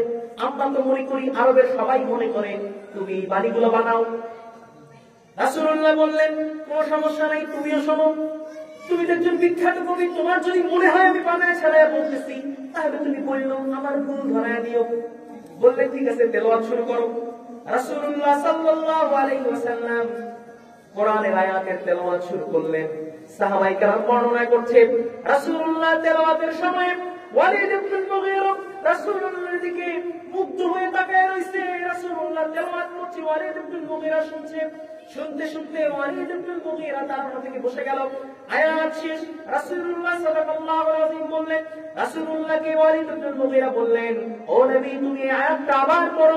রাসূলুল্লাহ সাল্লাল্লাহু আলাইহি ওয়াসাল্লাম আয়াতটা আবার পড়া শুরু করলেন। সাহাবীরা বলছেন, আমরা দেখলাম ওয়ালিদ ইবনে মুগীরা চোখ দিয়ে দরকার করে পানি পড়ছে। রাসূলুল্লাহ সাল্লাল্লাহু আলাইহি ওয়াসাল্লাম আয়াত শেষ করলেন। ওয়ালিদ ইবনে মুগীরা রাসূলুল্লাহকে আবার অনুরোধ করলেন, মুহাম্মদ তুমি আয়াতটা আবার পড়ো। রাসূলুল্লাহ আবার তেলাওয়াত শুরু করলেন। সাহাবীরা বলছেন, আমরা দেখলাম ওয়ালিদ ইবনে মুগীরা নিজেকে আর ধরে রাখতে পারলেন না, কাঁপতে সে ছিটকে রাসূলুল্লাহর রুম থেকে বের হয়ে বাইরে গেল। বাইরে সবাই টেনশনে বসে আছে। ওয়ালিদ ইবনে মুগীরা রাসূলুল্লাহর কাছে গেছে, কি জাদু কইরা মুহাম্মদ তারে আটকায় ধরছে। উতবা সাহেবারা রাসূলুল্লাহর কাছ থেকে ফিরে আসা ওয়ালিদ ইবনে মুগীরা আটকায় ধরছে। কি খবর, জানতেছে কেন, চোখ দিয়ে কেন পানি পড়তেছে, আমাদেরকে বুঝায় বলো, ঘটনা কি, তোমার উপরে জাদুর কোনো প্রভাব পড়ছে কিনা। ওয়ালিদ ইবনে মুগীরা তখন একটা বিখ্যাত আয়াত, বিখ্যাত কথা বললেন। এই কথাটা মুফাসসিরিন কিরাম কোট করেছেন। তিনি বলেছেন, ওয়াল্লাহি লাকাদ সামি'তু মুহাম্মাদিন কালামান মা হুয়া মিন কালামিল ইনসি ওয়ালা মিন কালামিল জিন। ও দুনিয়ার মানুষ জেনে রাখো, আমি মুহাম্মদ সাল্লাল্লাহু আলাইহি ওয়াসাল্লাম থেকে এমন বাণী শুনেছি, মা হুয়া মিন কালামিল ইনসি ওয়ালা মিন কালামিল জিন। দুনিয়ার কোন মানুষ তো সম্ভবই না, কোন দুনিয়ার জিনেরও এমন বাণী বানানো সম্ভব না। সুবহানাল্লাহ, রাসূলুল্লাহ এমন বাণী বলছে, এই বাণী তো কোন মানুষ তো বানানো সম্ভবই না, কোন জিনও বানাইতে পারবে না। তার মানে দুনিয়ার কোন সৃষ্টি এইরকম বাণী বানানো সম্ভব। এত মাধুর্যতাপূর্ণ, এত সুন্দর, এত তাৎপর্যপূর্ণ এবং এতটা প্রাঞ্জল। তারপরে সে তো কবি, কবিরা কবির ভাষায় কথা বলে, তার অল্প কথায় অনেক মিনিং থাকে।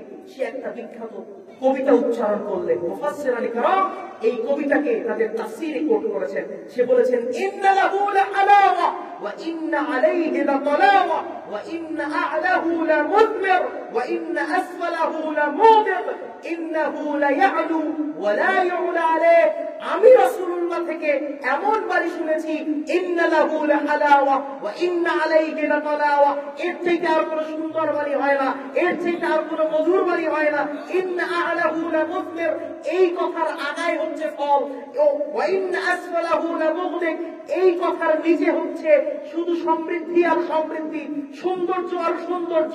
ওয়া ইন্নাহু লায়া'লু ওয়া লা ইউ'লা আলাইহি, এই বাণীর উপরে আর কোনো বাণীর জন্মই হতে পারে না। সুবহানাল্লাহ, সুবহানাল্লাহ ওয়া বিহামদিহি।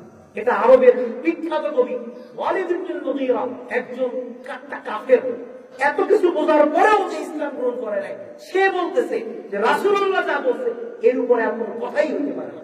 রাসূলুল্লাহ যেটা বলছে সেটা রাসূলুল্লাহ বানানো সম্ভবই না, এটা আল্লাহর পক্ষ থেকে এসেছে, কোন মানুষ বানায় নাই, কোন জিন বানায় নাই, এর কোথা থেকে আসছে? আল্লাহর পক্ষ থেকে। সুবহানাল্লাহ বলবেন না?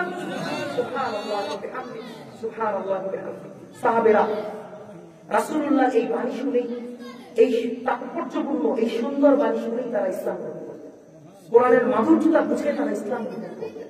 এজন্য আল্লাহ রাসূল সাল্লাল্লাহু আলাইহি ওয়াসাল্লাম চমৎকার একটা কথা বলছেন, ফাদু কালামিল্লাহি আলা সাইরিল কালাম কাফাদিল্লাহি আলা খালকিহি। ভাই, দুনিয়ার যত কালাম আছে, যত কথা আছে, ফাদু কালামিল্লাহি আলা সাইরিল কালাম, সকল কালাম, সকল বাণীর উপরে হচ্ছে আল্লাহর কালাম। কেমন? এটার উদাহরণ আল্লাহ রাসূল সাল্লাল্লাহু আলাইহি ওয়াসাল্লাম নিজে দিচ্ছেন, কাফাদিল্লাহি আলা খালকিহি। এটা এমন, আল্লাহ যেমন তার সমস্ত সৃষ্টির চাইতে শ্রেষ্ঠ, আল্লাহর বাণীও তার সমস্ত সৃষ্টির চাইতে শ্রেষ্ঠ। সুবহানাল্লাহ।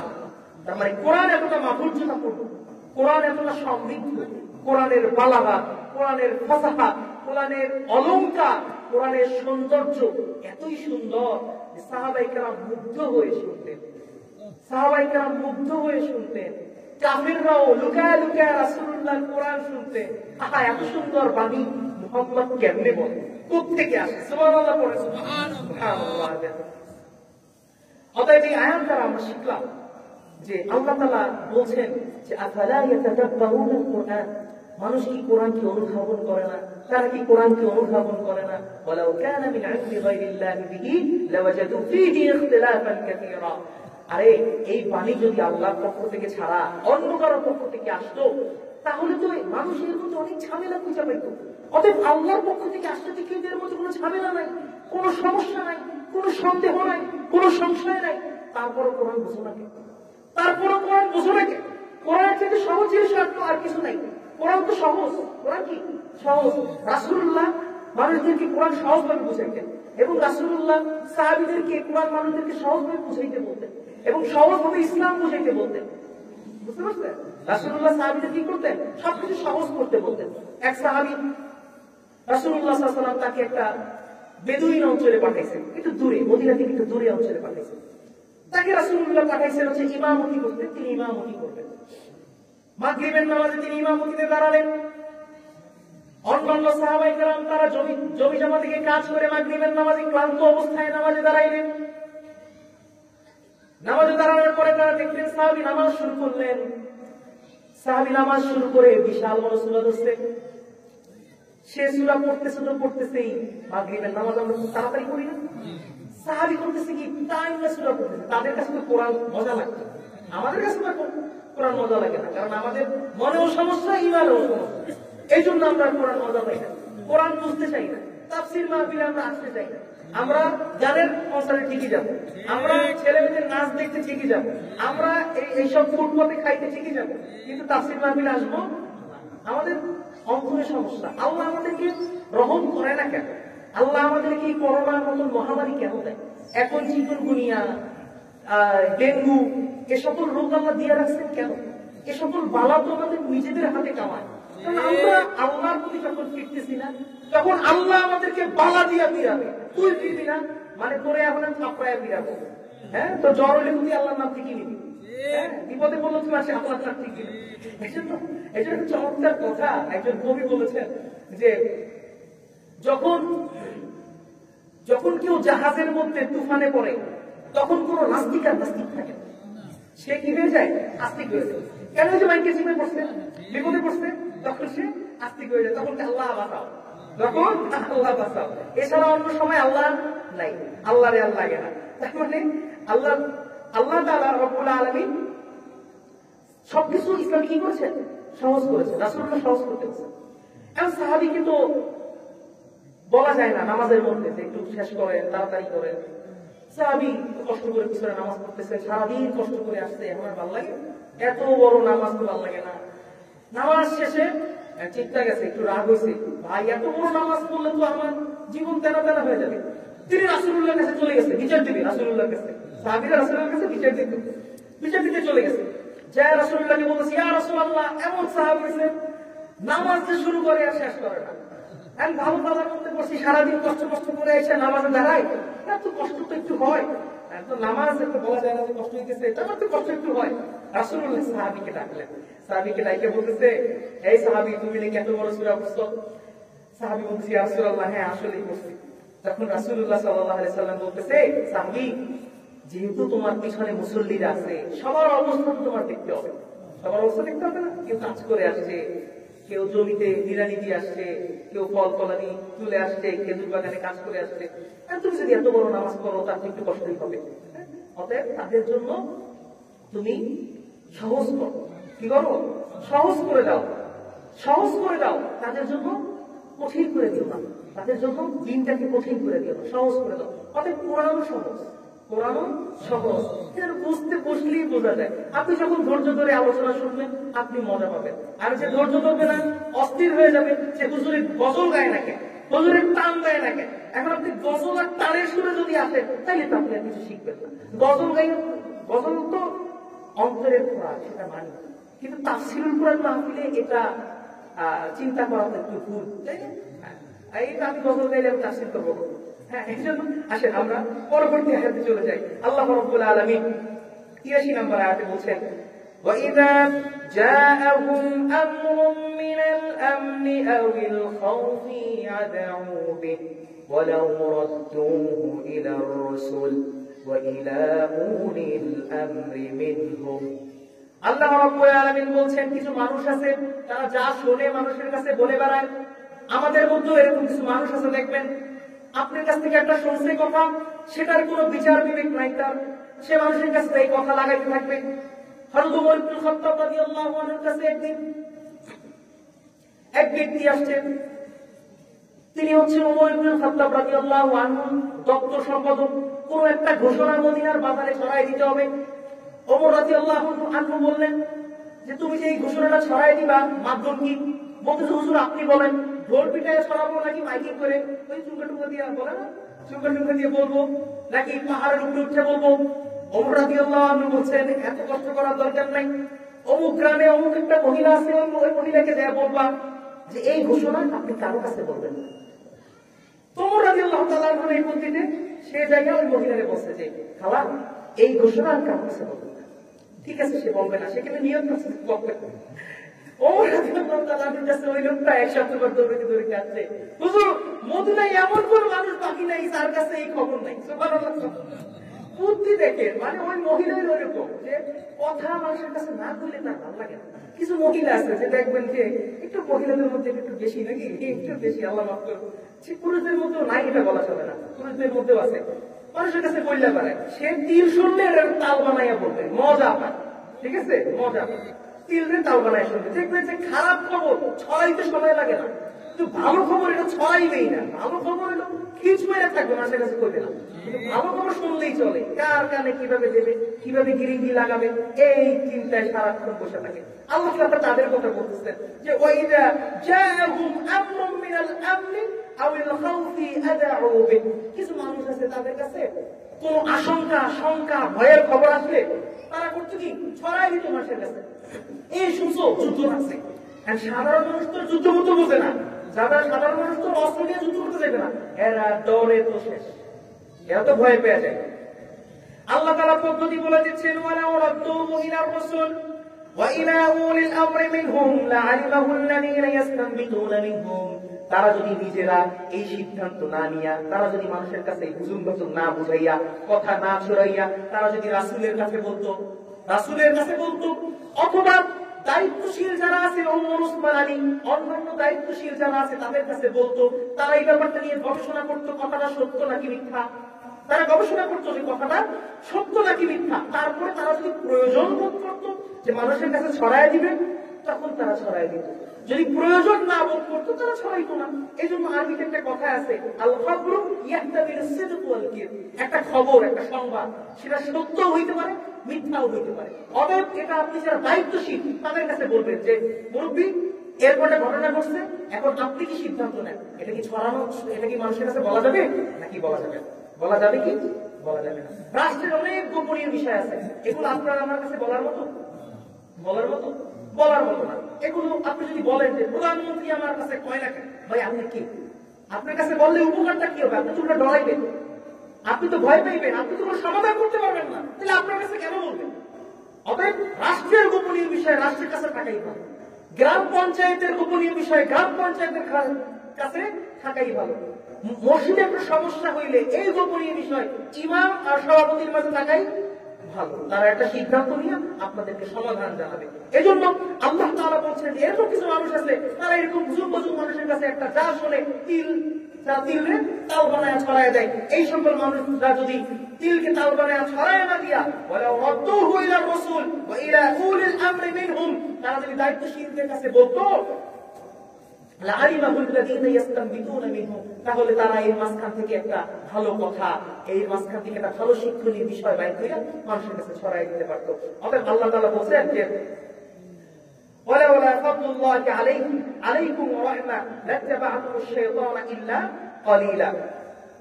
রাসূলুল্লাহ সাল্লাল্লাহু আলাইহি ওয়াসাল্লাম সাহাবীদেরকে এই সকল বিষয় থেকে সবসময় সতর্ক করতেন যে সাহাবীরা একটা কথা শুনলেই আন্দাজে গবেষণা করতে বসে যাবেন, আমারে জিজ্ঞেস করবেন।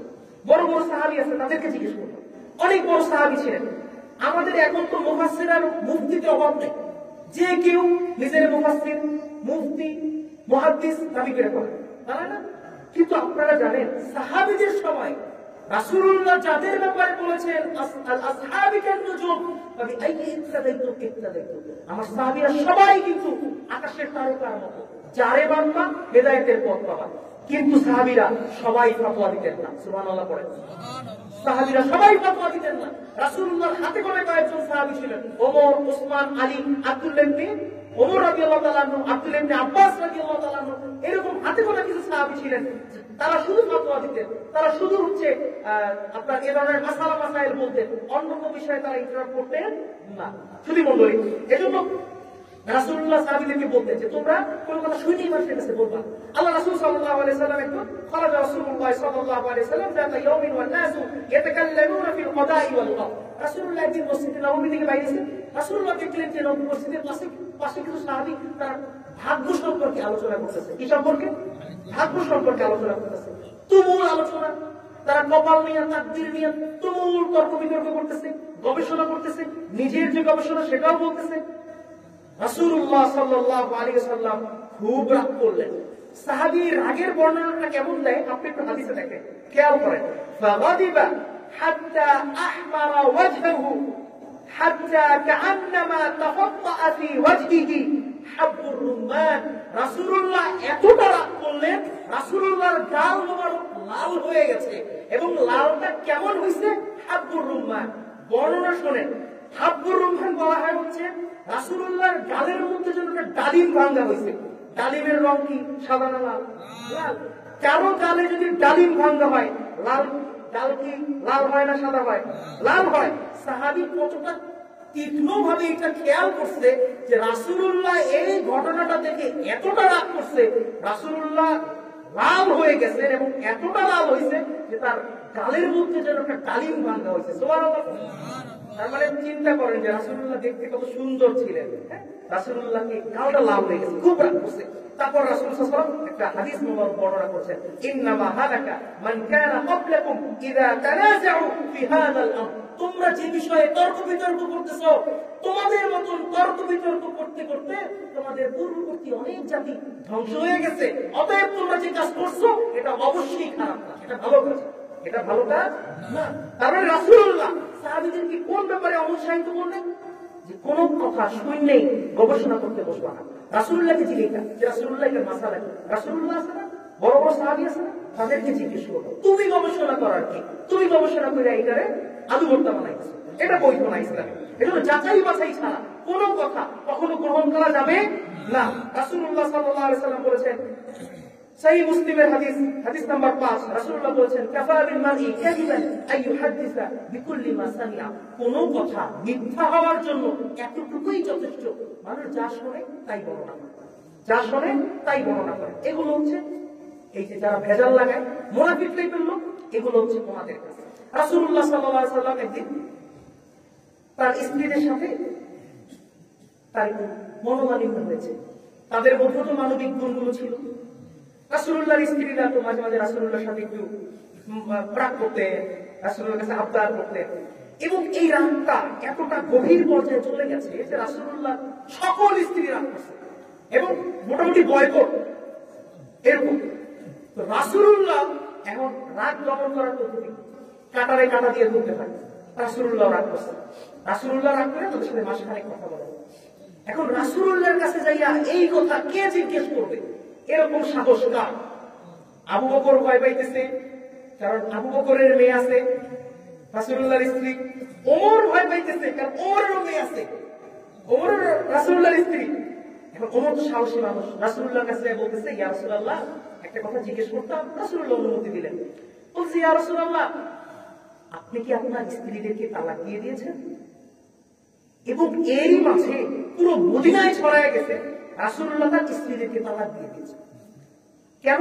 রাসূলুল্লাহ মাসখানেক তার স্ত্রীদের কাছে যায় না, এই জন্য মদিনায় ছড়ায় গেছে কি রাসূলুল্লাহ তার স্ত্রীদেরকে তালাক দিয়ে দিয়েছে।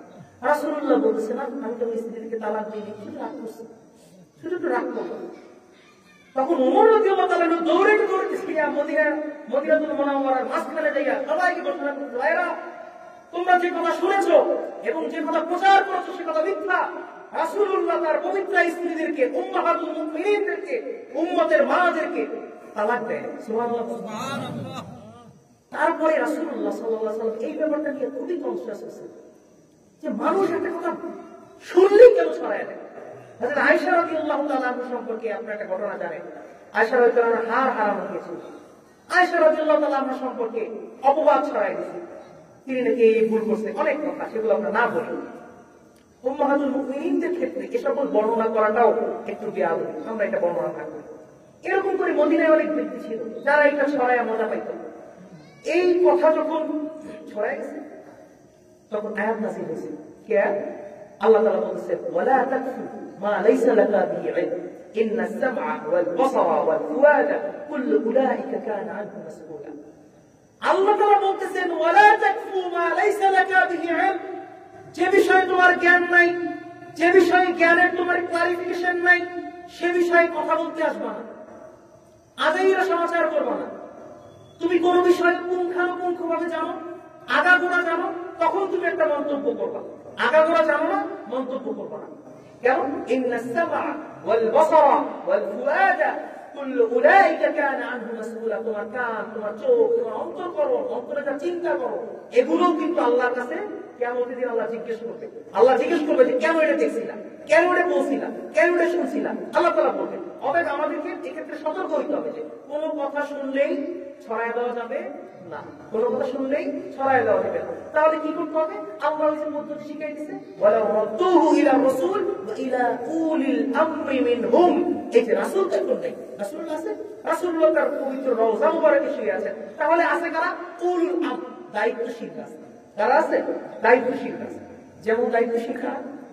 একটা পরিবারের দায়িত্বশীল হচ্ছে বাবা, মসজিদের দায়িত্বশীল মসজিদের সভাপতি আর মসজিদের ইমাম, স্কুলের দায়িত্বশীল স্কুলের সভাপতি, ম্যানেজিং কমিটির যিনি ডিরেক্টর, রাষ্ট্রের সভাপতি, রাষ্ট্রের প্রেসিডেন্ট, প্রধানমন্ত্রী, তাদের কাছে কোনো সমস্যা দেখলে আপনি তাদের কাছে বলবেন। একটা এলাকার দায়িত্বশীল চেয়ারম্যান, আপনি তার কাছে সমস্যা বলবেন। তিনি যদি সমাধান কোনো একটা বের করতে পারেন আমাদেরকে বলবেন, আমরা সেই সমাধান গ্রহণ করে নেব। কোন বিষয়ে আমাদের যদি বুদ্ধি না থাকে, গভীর জ্ঞান না থাকে, সে ব্যাপারে আমরা কি করবো না, হস্তক্ষেপ করবো না। হস্তক্ষেপ করা যাবে? হস্তক্ষেপ করা যাবে। আপনি যখন হস্তক্ষেপ করতে যাবেন আজাগায় বেজাগায়, তখন ঝামেলায় পড়ে যাবেন। তখন কি করবেন? ঝামেলায় পড়বেন। আপনারা তো তাফসীর শুনতেছেন, এই তাফসীর কেন্দ্রিক একটা কথা বলি। যেমন ধরেন কোরআন শরীফে একটা আয়াত আছে, আর রহমানু আলাল আরশি ইস্তাওয়া। এই আয়াতের অনুবাদটা বলবো। অনুবাদটা বললে আপনারা এটা নিয়ে গবেষণা শুরু করে দেবেন। মানুষের অভ্যাস খুবই খারাপ, ভালো। যে বিষয় নিষেধ করা হয়, যে বললাম, যে বিষয় নিষেধ করা হয় সে বিষয়ে সে আরো বেশি গবেষণা করে। এই আয়াতটা নিয়ে, এই আয়াতটা একটা মুতাশাবিহ আয়াত। এটা কি আয়াত? মুতাশাবিহ আয়াত। যে আয়াতের অর্থ আছে কিন্তু অর্থের মিনিং কি, আল্লাহ কি বুঝাইছে, এটা নিয়ে মুফাসসিরিন কেরাম গবেষণা করবেন। এখন আমাদের দেশে কিছু মানুষ আছে দেখবেন, যারা আল্লাহ তাআলার হাত পা সাব্যস্ত করে। কি করে? আল্লাহ তাআলার হাত পা সাব্যস্ত করে। আল্লাহ তাআলা আরশে বসে আছে, ডাইনে আল্লাহ, বামে আল্লাহ, পিছে আল্লাহ। আল্লাহ তাআলা কি একটা জায়গার প্রতি নির্দিষ্ট করে? এটা স্পষ্ট কুফর, ইমান চলে যাবে। এটা করা যাবে না। আল্লাহ তাআলার হাত সাব্যস্ত করা যাবে না, আল্লাহ তাআলার পা সাব্যস্ত করা যাবে না। তো যারা এটা করতেছে তারা কি করতেছে? এই আয়াত নিয়ে গবেষণা করতেছে। অতএব রাসূলুল্লাহ এবং আল্লাহ তাআলার এই আয়াত থেকে আমরা শিখলাম যে যেগুলো যাদের গবেষণার বিষয়, যেগুলো যাদের গবেষণার বিষয়, আমরা তাদেরকে সেসব বিষয়ে ছেড়ে দিব। সেসব বিষয়ে আমরা হস্তক্ষেপ করব না। রাষ্ট্র পরিচালনার বিষয় হচ্ছে প্রেসিডেন্টের, প্রধানমন্ত্রী, এমপি মন্ত্রীদের, এটা আপনার না। আপনি যখন এই দায়িত্ব নিয়ে নেবেন তখনই ঝামেলায় করবেন। আপনি যখন এই দায়িত্ব নিয়ে নেবেন তখনই ঝামেলায় করবেন। কোন সমাজের মধ্যে যদি সমাজপতির কথা মানুষ না শোনে, ওই সমাজে শৃঙ্খলা থাকে? শৃঙ্খলা থাকে না। মসজিদের সভাপতির কথা যদি না শোনেন, ইমামের কথা যদি না শোনেন, ইমাম জুমায় আলোচনা করতেছে, আপনি মাঝখান দিয়া মোজর মাইরা উঠলেন, ইমাম সাহেব এটা কেন বললেন? যখন আপনি কেন বললেন তখনই ভাববেন যে এই মসজিদের মধ্যে গন্ডগোল একটা লাগলো। কারণ ওই যে কেন বললো, কেন বললেন, এইটা বলার দায়িত্ব আপনার না।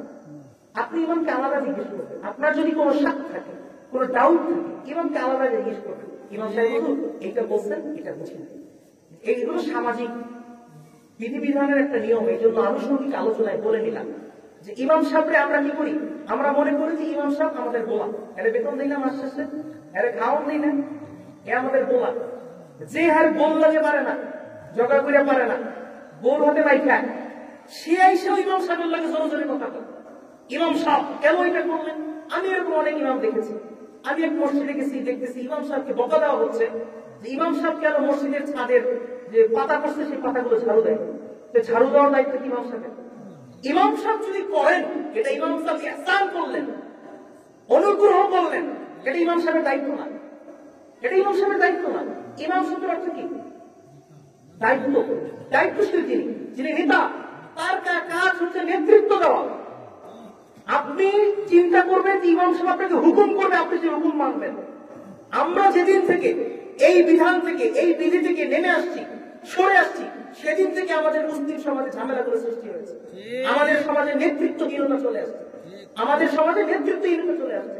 আমাদের এই বৈশাল অঞ্চলটা চমৎকার ব্যাপার। আমি আমার ভাইকে বলতাম যে আমাদের চমৎকার একটা ব্যাপার হচ্ছে, আমাদের এই সকল মাহফিলে, সাধারণত আমরা ঢাকায় মাহফিল করি, সেখানে প্রধানমন্ত্রী সভাপতিত্ব করেন হচ্ছে এমপি, মন্ত্রী, চেয়ারম্যান, এলাকার সবচেয়ে বড় সূত্র, সবচেয়ে বড় সূত্র। কারণ সুদ করে তো পয়সা কমে না, খালি বাড়ে।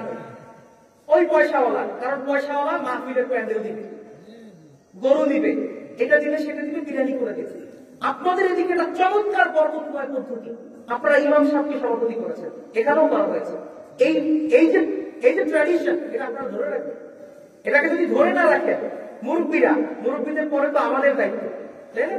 আমাদেরকে, আমাদের যুবক ভাইরা যারা আছে, এটাকে একটু মুখস্থ করে রাখতে হবে যে মাহফিল মসজিদ কেন্দ্রিক কোন দায়িত্ব, সভাপতি থাকবেন ইমাম সাহেব, তিনি আপনাদের নেতা, তিনি আপনাদের নেতা, তিনি আপনাদের সেরা ব্যক্তি, তাকে ওই রকম ট্রিট করতে হবে। আপনি যখন ইমাম সাহেবকে বকা দিবেন, ইমাম সাহেবকে কোনো কথায় জিজ্ঞেস করবেন, হুকুম করবেন, তখন দেখবেন ওই ইমাম সাহেবের আলোচনা আর ভালো লাগবে। আপনি যদি ইমাম সাহেবকে লিড দেন, ইমাম সাহেব আগামী জুমায় এই বিষয়ে আপনি আলোচনা করবেন না, ওই বিষয়ে আলোচনা করবেন, এটা বলবেন না, ওটা বলবেন, তখন ওই ইমাম সাহেবের কথা বলার যে একটা স্টেজ, কথা বলার যে একটা বিস্তৃতি ভাব, মনের যে একটা প্রফুল্লতা, সেটা থাকবে না। ইমাম সাহেব বলবে না। এজন্য আমাদের অধিকাংশ ইমাম সাহেবরা শুধু জান্নাত জাহান্নামের আলোচনা করে, সুদ নিয়ে আলোচনা করে। সুদ নিয়ে আলোচনা করলে পাশের সেক্রেটারি সুদ খায়, এ যদি আবার ঘুষ নিয়ে আলোচনা করে সভাপতি ঘুষ খায়। ইমাম সাহেবরা মহাবিপদে আছে। এই জন্য ইমাম সাহেবরা মসজিদের মেম্বারে বসেই 3.5 ভাগ কবরের মধ্যে ঢুকা দেয়। তারা কবর নিয়ে আলোচনা করে, শুধু কবরে যাইবেন, জান্নাতে চলে যাবেন, জাহান্নামে যাবেন, এর আগে কি হবে এগুলো বলার সাহস আমরা পাই না। এজন্য ইমাম সাহেবদের এই সুযোগটা দিবেন। সত্য বলার সুযোগ মানুষ তখন পায় যখন তার সামনের মানুষগুলো তার কথা শোনার মতো মন মানসিকতা নিয়ে বসে এবং তাকে নেতা হিসেবে মানে। বুঝতে পারছেন? আপনারা যদি আমার সামনে বসে বসে এখন ভাবতে যে হয় কি তাফসীর করা গেছে দেখি বুঝবেন, আমি কথা বলতে পারবো? কথা বলতে পারবো না। আপনারা যদি আমার যদি এখন ধরেন আমি কথায় মাঝে মাঝে আটকে গেছি, অনেক কথা বলতে অনেক টুকিটিকে আটকে আছে, আপনারা যদি এই জন্য আমাকে যদি বলেন যে তুমি কথায় যে কয়টা আমার আটকাইছো, তোমার এই কয়বারের জন্য জরিমানা করা হবে, আমি কথা বলতে পারবো? কথা বলতে পারবো না। অতএব আপনারা যখন আমাকে আশ্বস্ত করেছেন যে আপনারা আমার কথা শুনবেন, তখন আমি কথা বলতে পারতেছি। এটা তাফসীরের আনুষঙ্গিক আলোচনা। আল্লাহ আমাদের জীবনকে মুনাওয়ার করে দিন, পড়ে না আমি শুধু মন্ডলী। এরপরে রব্বুল আলামিন রাসূলুল্লাহকে বলতেছেন, ইয়া রাসূলুল্লাহ, কাফেররা তো এরকম ঝামেলা করতেই থাকে, কাফেররা তো ঝামেলা করতেই থাকে। কাফেরদের কাজই হচ্ছে ঝামেলা করা। কাফেররা মুনাফিকি করবে, কাফেররা একজনের কথা আরেকজনের কাছে লাগাবে, কাফেররা তীর শুনলে তাল বানাবে। অতএব আপনি কি করেন? আপনি আপনার কাজ করেন। কাফেররা কাফেরদের কাজ করবে, আপনি আপনার কাজ করেন। কারণ কাফেররা কখনোই আপনার ভালো চায় না। আল্লাহ তাআলা বললেন, ওয়ালান তারদা আনকাল ইয়াহুদ ওয়ালান নাসারা হাত্তা তাত্তাবিআ মিল্লাতাহুম। রাসূল, কাফেররা আপনার কথা কেন শুনবে? ওয়ালান তারদা আনকাল ইয়াহুদ ওয়ান নাসারা, ইহুদি নাসারা, কাফেররা, মুশরিকরা কখনোই আপনার উপরে সন্তুষ্ট হবে না। এবং এটা আমার কথা না, আল্লাহ তাআলা বলতেছেন, আমরা ইহুদি, খ্রিস্টান, বৌদ্ধ কাফেরদের সাথে অনেক সময় বন্ধুত্ব করার চেষ্টা করি। আল্লাহ তাআলা বলতেছে যে ওদের মনের মধ্যে ভালো জিনিস নাই। কি বলছে? ওদেরকে যে সৃষ্টি করছে তিনি বলতেছে, আল্লাহ, ওদের মনের মধ্যে ভালো কিছু নাই, ও আপনার উপরে খুশি না। তাহলে কখন খুশি হবে?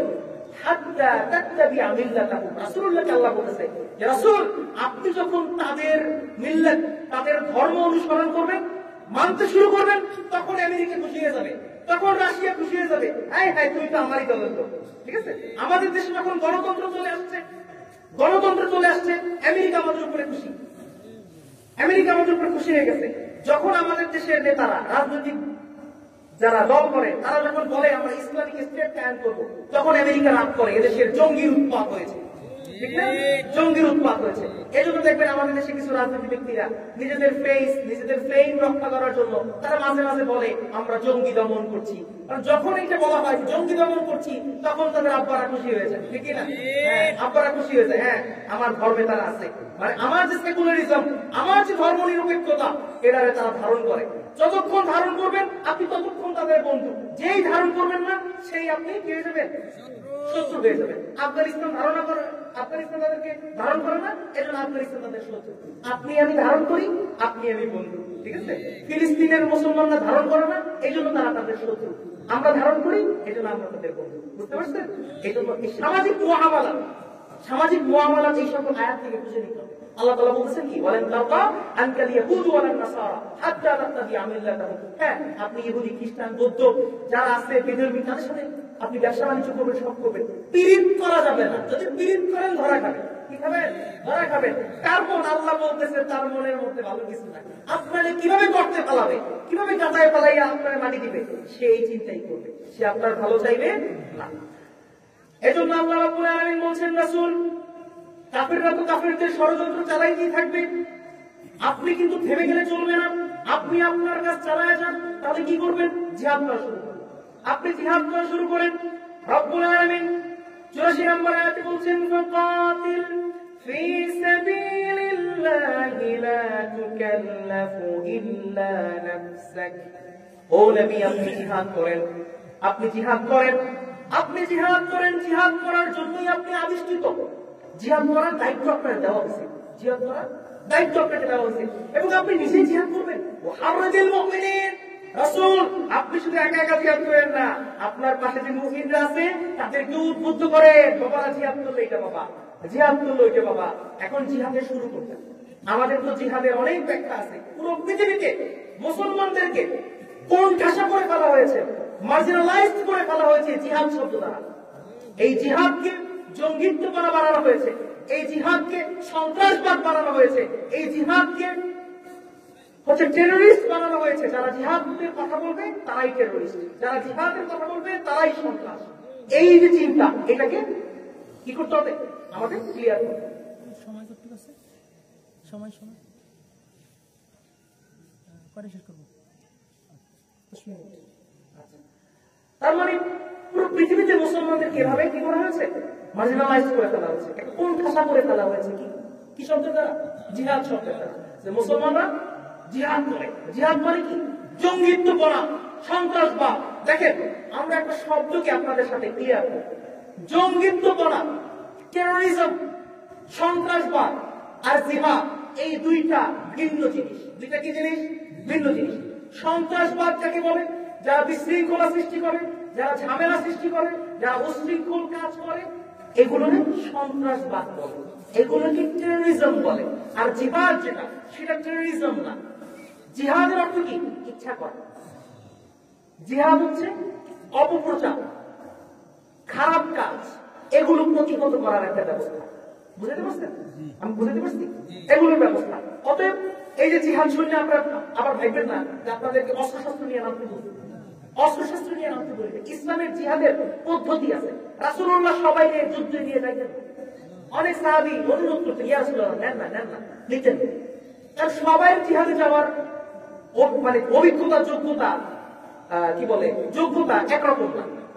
কারণ মানসিক জিহাদ দরকার, কারণ শারীরিক জিহাদ দরকার। মানসিক জিহাদ কি? নফসকে ক্লিয়ার করা।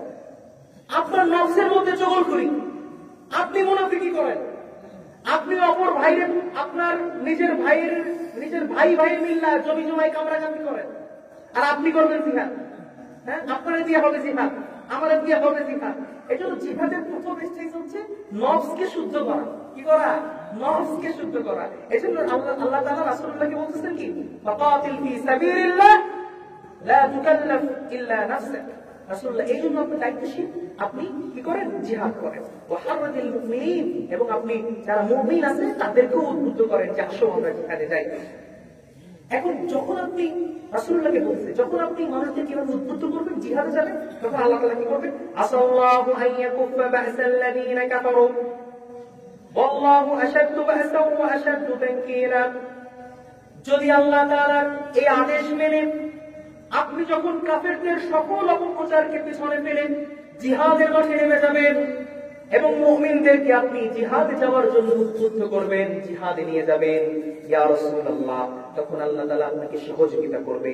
আসাল্লাহু আন ইয়াকুফা বা'সান, হতে পারে আল্লাহ তাআলা আপনার এই জিহাদে যাওয়ার কারণে কাফেরদের সকল অপপ্রচার, কাফেরদের সকল ষড়যন্ত্র চূর্ণ বিচূর্ণ করে দিবেন, ধ্বংস করে দিবেন, আপনাকে সাফল্য দান করবে। আল্লাহু আশাদ্দু বা'সান ওয়া আশাদ্দু তানকীরা, আর আল্লাহ তাআলা তার শক্তিতে প্রবল, আর আল্লাহ তাআলা শাস্তি দানে কঠোর। যেহেতু মুনাফিকরা ঝামেলা করে, মুনাফিকরা তারা একজন আরেকজনের সাথে কথা লাগায়, তারা যখন ওয়াদাকে পূর্ণ করে না, ইয়া রাসূলুল্লাহ, কাফের মুশরিকদেরকে পেছনে ফেলে আপনি যখন তাদের বিরুদ্ধে জিহাদ করবেন, আল্লাহ তাআলা আপনাকে সহযোগিতা করে আপনার পক্ষে কাজ করবেন এবং আপনাকে তাদের বিরুদ্ধে আপনাকে সাফল্য দিয়ে তাদের সকল অপপ্রচারকে ধ্বংস করে দিবেন। সুবহানাল্লাহ পড়েন। এরপরে রব্বুল আলামিন বলছেন, মান ইয়াশফা শাফাআতান হাসানাতান ইয়াকুল লাহু নাসিবুম মিনহা ওয়া মান ইয়াশফা শাফাআতান সাইয়্যাতান ইয়াকুল লাহু কিফলুম মিনহা ওয়া কানা আল্লাহু আলা কুল্লি শাইইন মুকিতা। আল্লাহ তাআলা বলছেন মাইয়াশফা শাফাআতান হাসানাতান ইয়াকুল লাহু। আল্লাহ তাআলা বলছেন যে ব্যক্তি কোন ভালো কাজে সহযোগিতা করে, কি করে? ভালো কাজে সহযোগিতা করে, মানুষকে ভালো কাজে সহযোগিতা করে, সে তো ওই ভালো কাজের একটা অংশ পাবে। কি পাবে? ভালো কাজের অংশ পাবে। এবং এবং যে ব্যক্তি খারাপ কাজে সহযোগিতা করে, খারাপ কাজে সহযোগিতা করে, সেও কি পাবে? সেই খারাপ কাজে অংশ পাবে। রাসূলুল্লাহ সাল্লাল্লাহু আলাইহি সাল্লাম সহিহ মুসলিমে একটি হাদিস এসেছে, হাদিস নাম্বার 1893। রাসূলুল্লাহ সাল্লাল্লাহু আলাইহি সাল্লাম বলেছেন মান দাল্লা আলা খাইরিন ফালাহু মিসলু আজরি ফাইলিহি। যে ব্যক্তি কোন ভালো কাজে সহযোগিতা করে, সে তো ওই ভালো কাজের যে একটা অংশ, যে সওয়াব, সেও কিন্তু ওই একই সওয়াব পাবে। এজন্য এই আয়াত থেকে আমরা শিখতে পারি যে ভালো কাজে কি করতে হবে? সহযোগিতা করতে হবে। খারাপ কাজে কি করতে হবে? অসহযোগিতা করতে হবে। খারাপ কাজে সহযোগিতা করা যাবে না। যদি খারাপ কাজে সহযোগিতা করেন, ওই লোক যা যা খারাপ কাজ করবে সব কিছুর ভাগ পাবে। ধরেন এমন মানুষকে ভোট দিলেন যে মানুষ হচ্ছে ঘুষ খায়, যে মানুষ হচ্ছে সুদ খায়, যে মানুষ হচ্ছে এই কি বলে ত্রাণের গম চুরি করে, এই মানুষকে ভোট দিলেন। এখন এরে ভোট দেওয়ার কারণে এ যা গুনাহ করবে সবকিছুর ভাগ পাবে, সবকিছুর ভাগ পাবে। এমন মানুষকে রাষ্ট্র ক্ষমতায় আনলেন যে হচ্ছে সবকিছু মাইরা লেগে খাবে, সব মাইরা খাবে। এখন ওনার মারার কারণে আপনি বলবেন উনি মারছেন, আমার কি? তার ভোটটা দিচ্ছে কি? তুমি দিছো না, তো তুমি ভোট দেবা, দায়িত্ব নেবা নাকি? ভোট যেহেতু দিছো, দায়িত্ব নেওয়া লাগবে। যেহেতু তাহলে আগায় দিছো, সেই তো তোমার দায়িত্ব নেওয়া লাগবে। এই জন্য ভোট দেওয়ার সময় চিন্তা ভাবনা করে ভোট দিতে। যদি মনে হয় যে ভাই এদিকও ভালো না, ওদিকও ভালো না, ডাইনও ভালো না, বামও ভালো না, ঠিক আছে ভাই ভোট দিতে হবে। ঠিক আছে, অন্তত পক্ষে গুনার ভাগী হতে চাই। আমরা যেহেতু রাজনীতি মাসাদি করি না, এ সকল ঝামেলায় আমরা নাই, আমরা অন্তত পক্ষে গুনাহ কামাইতে চাই না। আমরা 3 বেলা খাইয়ে দেয়া আল্লাহর রহমতে ঈমান নিয়ে দুনিয়া থেকে যাইতে চাই।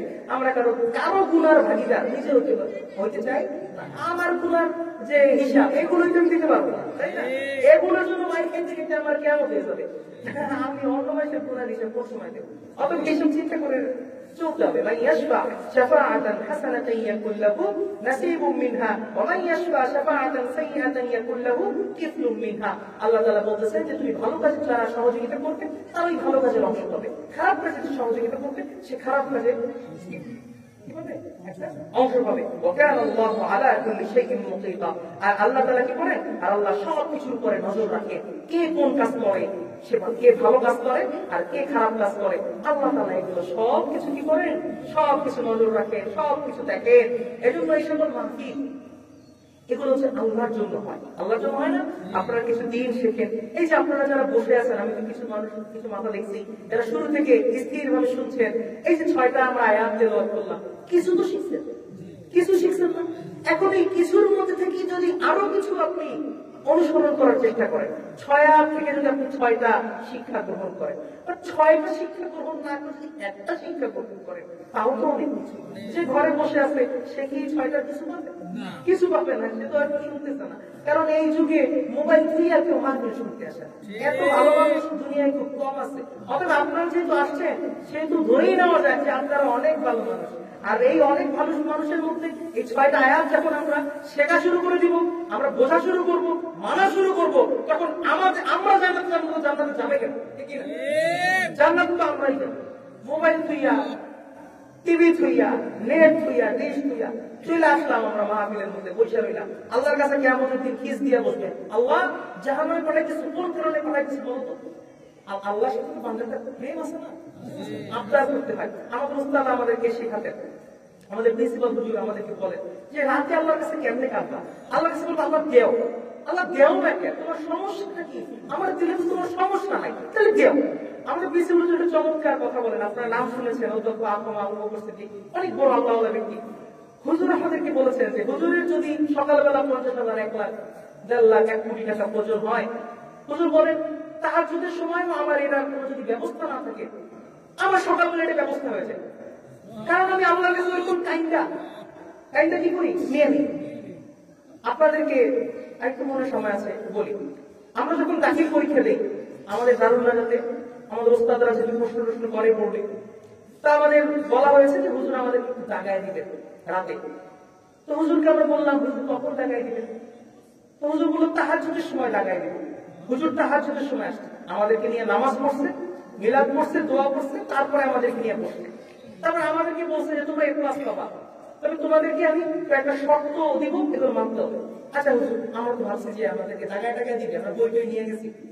হুজুর আমাদের বলতেছে যে তোমাদেরকে টাকায় দিয়ে দিচ্ছি কয়েকটা ব্যাপার। নাম্বার 1, পরীক্ষার সময় কোনো গুনাহ করা যাবে না। নাম্বার 2, পরীক্ষা হলে যাওয়ার সময় আমাদের একটা সিনেমা হল করে, রানীমহল সিনেমা হল। আপনার নাম শুনছেন হয়তো, অনেক নাম করা। এই রানীমহল সিনেমা হলের যে পোস্টারগুলো, এগুলো অশ্লীল পোস্টার, এই পোস্টারের দিকে তাকানো যাবে না। যদি তাকাও তাহলে ক্লাস পাবা। তারপরে হুজুর বলেছেন যে আমাদের ওইখানে, আমাদের একই ক্যাম্পাসে তামরিল মিল্লাতের মেয়েরা পরীক্ষা দিতে আসে, যে মেয়েদের দিকে তাকানো যাবে না, কোনোভাবে টিস করা যাবে না। যদি না করো এ ক্লাস পাবো। এই 3টে জিনিস লাগাই দিয়েছি। আপনি বিশ্বাস করবেন কিনা জানি না, সে বছর আমাদের দারুন নাজাত আমরা সারা বাংলাদেশের শ্রেষ্ঠ রেজাল্ট করেছি। আমাদের মধ্যে এ প্লাস পাইছে খুব কম সংখ্যক স্টুডেন্ট। সারা বাংলাদেশে 1200 প্লাস পাইছে, এর মধ্যে আমরাই 350। আমরা যদি 350 পাই, আর আছে কয়টা? তো আমাদের দারুন নাজাতের সাফল্যের কথা মানুষ বলে, আমাদের প্রিন্সিপাল একটা চমৎকার কথা বলে যে দারুন নাজাতের সাফল্য হচ্ছে চোখের পানি। দারুন নাজাতের সাফল্য কিসে আসে? চোখের পানিতে আসে। এই জন্য যে আমরা কি আমাদের আল্লাহর কাছে বলবো, আল্লাহ আমার যে জাহান্নামে পড়াইতেছো কোন কারণে পড়াইতেছো? তো এই যে শীতের রাতে মোবাইল থুইয়া, টিভি থুইয়া, ওয়াইফাই থুইয়া, ইন্টারনেট থুইয়া, এই যে এইখানে যে বইয়া নিলাম, ঘন্টার পর ঘন্টা বসে রয়েছি, এটাকে আদাইয়া বসছি, তুমি আমার জাহান্নামে পাঠাবো কেন? তাইলে যে যারা আসে নাই তা মানে হেরা কই যাবে, হেরা কই যাবে। তাহলে এ যদি জান্নাতে যায়, তাহলে আমি কেন জান্নাত, আমি কেন জাহান্নামে যাবো? আমি কেন জাহান্নামে যাবো? আমার জাহান্নামে যাওয়ার প্রশ্নই আছে। অতএব আমরা জান্নাতে যাবো। কোথায় যাবো? জান্নাতে যাবো। কনফিডেন্স থাকতে হবে, তাহলে আমি জান্নাতে যাবো ইনশাআল্লাহ। আর এই সকল মাহফিল, ওই যে আমরা বললাম যে মান দাল্লা আলা খাইরিন ফালাহু মিসলু আজরি ফাইলিন, ভালো কাজে সহযোগিতা করলে কি হয়? ওই ভালো সওয়াব আপনি পাবেন, ভালো সওয়াব পাবেন। এই মাহফিলে যারা বলেন, এই যে প্যান্ডেল ট্যান্ডেল যারা করেছে, মাইক টাইক ব্যবস্থা যারা করেছে, অর্থের তো একটা ব্যাপার আছে নাকি? নাকি এগুলো বাতাসে হয়? বাতাসে হয় না, অর্থের ব্যাপার আছে। যেহেতু অর্থের ব্যাপার আছে, যারা এই অর্থগুলো দিচ্ছে, বলেন তো তারা কি করবে? নিয়ে যাবে? নিয়ে যাবে না। তারা কি পাইতেছে? সওয়াব পাইতেছে। অতএব আপনারাও যখন এই সকল জায়গায় অর্থ ঢালবেন, মসজিদে অর্থ ঢালবেন, এগুলো সাদাকায়ে জারিয়া হয়ে যায়। এগুলো কি হয়? সাদাকায়ে জারিয়া হয়ে যায়। ওলামায়ে কেরাম আসবেন, ওলামায়ে কেরাম কথা বলবেন, ওলামায়ে কেরাম খাবেন, ওলামায়ে কেরাম এখানে রেস্ট করবেন, ওলামায়ে কেরাম আলোচনা করবেন, আমাদেরকে শিক্ষা দান করবেন। প্রত্যেকটা ব্যাপারই হবে, প্রত্যেকটা ব্যাপারই হবে। অতএব আমরা যখন এই সকল মাহফিলে আমরা সহযোগিতা করব, আমরা সবাই আন্তরিকভাবে সহযোগী হয়ে উঠবো, তখন এই মাহফিলগুলো করা সহজ হয়ে যাবে। বাংলাদেশ থেকে এখন এই সকল মাহফিলের কালচার আস্তে আস্তে উঠে যাচ্ছে। এটা কিন্তু আমাদের সংস্কৃতির অংশ। আপনারা এই যে মুরব্বীরা আসেন, আমি প্রতি বছরই আপনাদের গতবারও বলেছি যে মুরব্বীরা শুধু কেন আসেন, আপনাদের মানে একটু কষ্ট পায় না, এটা তো আসলেই সত্য কথা যে আপনাদের তো একটু ডেট এক্সপায়ার, তাই না? আপনাদের তো ডেট এক্সপায়ার, আপনার তো মসজিদে বসবেন, এটাই স্বাভাবিক। আপনার তো প্যান্ডেল নিচে বসবেন, এটাই স্বাভাবিক। কারণ বাসায় আপনার কাজ কি? বাসায় কাজ কি? বাসায় তো কাজ নাই, আপনি তো রিটায়ার্ড, আপনি এখানে বসবেন স্বাভাবিক। এখানে বসা কার জন্য স্বাভাবিক না? একজন যুবকের জন্য বসা স্বাভাবিক না? একটা বাচ্চার জন্য বসা স্বাভাবিক না? আপনি অরে নিয়ে আসেন, আপনি অরে নিয়ে আসেন। যেমন ধরেন আমরা মসজিদে যাই, আমরা আলোচনা করি, তখন ফিল করি আরে আমার বাবা তো আলোচনা করতো, এই জন্য আমি আলোচনা করি, আমার ভালো লাগে। আমি যেমন বংশের ধারা, এই কয়েকটা ব্যাপার সেটা আছে। আপনি যখন মাহফিলে আসতেছেন, আপনার বাচ্চা দেখতেছে, আপনার নাতি দেখতেছে, জানি আমার দাদাই বসে রয়েছে, ও যখন বড় হবে ও চিন্তা করবে যে এই ট্র্যাডিশন ভাঙা যাবে না, এই ট্র্যাডিশন ভাঙা যাবে না। অর্থাৎ এটাও আপনার সব কাজে সহযোগিতা করে। ভবিষ্যতে ওই ছেলে ধরেন নেতা হবে, ওই ছেলে মসজিদের দায়িত্বশীল হবে, ও তখন আপনার কথা চিন্তা করবে যে আমার দাদাই মাহফিলে যেত, দাদাই মাহফিল করতো, আমিও তাফসীর মাহফিল করবো, আমিও তাফসীর মাহফিলের আয়োজন করবো। ও যে করবে এই ভাগ পাবে না। সুবহানাল্লাহ। অতএব শুধুমাত্র আইসা বসে থাকলেই হবে না, সহযোগিতা করতে হবে। এই যে প্যান্ডেল গোছানো, প্রত্যেকটা দায়িত্ব আছে। আজকে হয়তো আমরা অনেকে করার সময় পাই নাই, সুযোগ পাই নাই। আগামী 4 দিন আরো বিস্তৃত সময়, আরো বড় বড় ওলামায়ে কেরাম আসবে। আমি তো আপনাদের সন্তান, কারো ভাতিজা, কারো ভাই, আমি তো ছোট মানুষ। আরো বড় বড় মানুষ আসবে, তাদের খেদমত করবে, সহযোগিতা করবে। আল্লাহ তাআলা বরকত দিবে, আল্লাহ তাআলা আমাদের জীবনকে মুনাওয়ার করে দিবে। যেমন ধরেন ভাই, হজ করা অনেক কঠিন কাজ, তাই না? অনেক টাকা লাগে, শ্রম লাগে, ঠিক আছে? তারপর হচ্ছে অনেক দান করা, এটা তো একটা কঠিন কাজ, নিজের গানের টাকা আর একজনটা দিতে হয়, কষ্ট হয়। কিন্তু এই যে আইসা যে কাজ করবে, সহযোগিতা করবে, এগুলো তো খুব বেশি কঠিন কাজ না।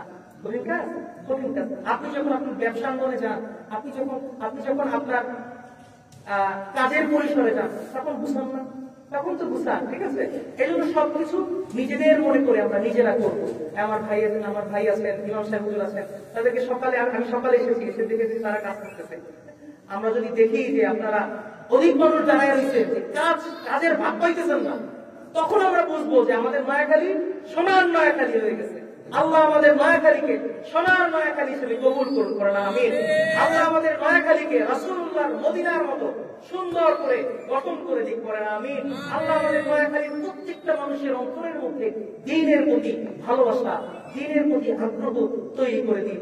এবং আমরা যে আলোচনা করেছি, এই আলোচনা বোধগম্য করা, এই আলোচনা বোঝা, রিয়ালাইজ করার তৌফিক আল্লাহ গফুর রহিম আমাদেরকে তৌফিক ভিক্ষা দান করুন। ওয়া আখিরু দাওয়ানা আলহামদুলিল্লাহি রাব্বিল আলামিন। ওয়াসসালামু আলাইকুম ওয়া রাহমাতুল্লাহি ওয়া বারাকাতুহু।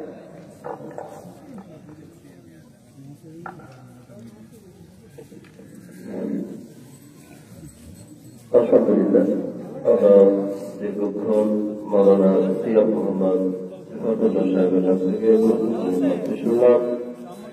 এ পর্যায়ে আমাদের সামনে ঈশার আওয়াজ এবং আযান, যাতে ওযুর প্রয়োজন হবে আমাদের ওযুখানার ব্যবস্থা আছে এবং খালে ঘাটনা রয়েছে, ঘাটনা নামার সময় সতর্ক করতে নামবেন। তো ওযু করে মসজিদে এসে বসুন। এখনই পবিত্র ঈশার নামাজের আযান প্রচার করছে।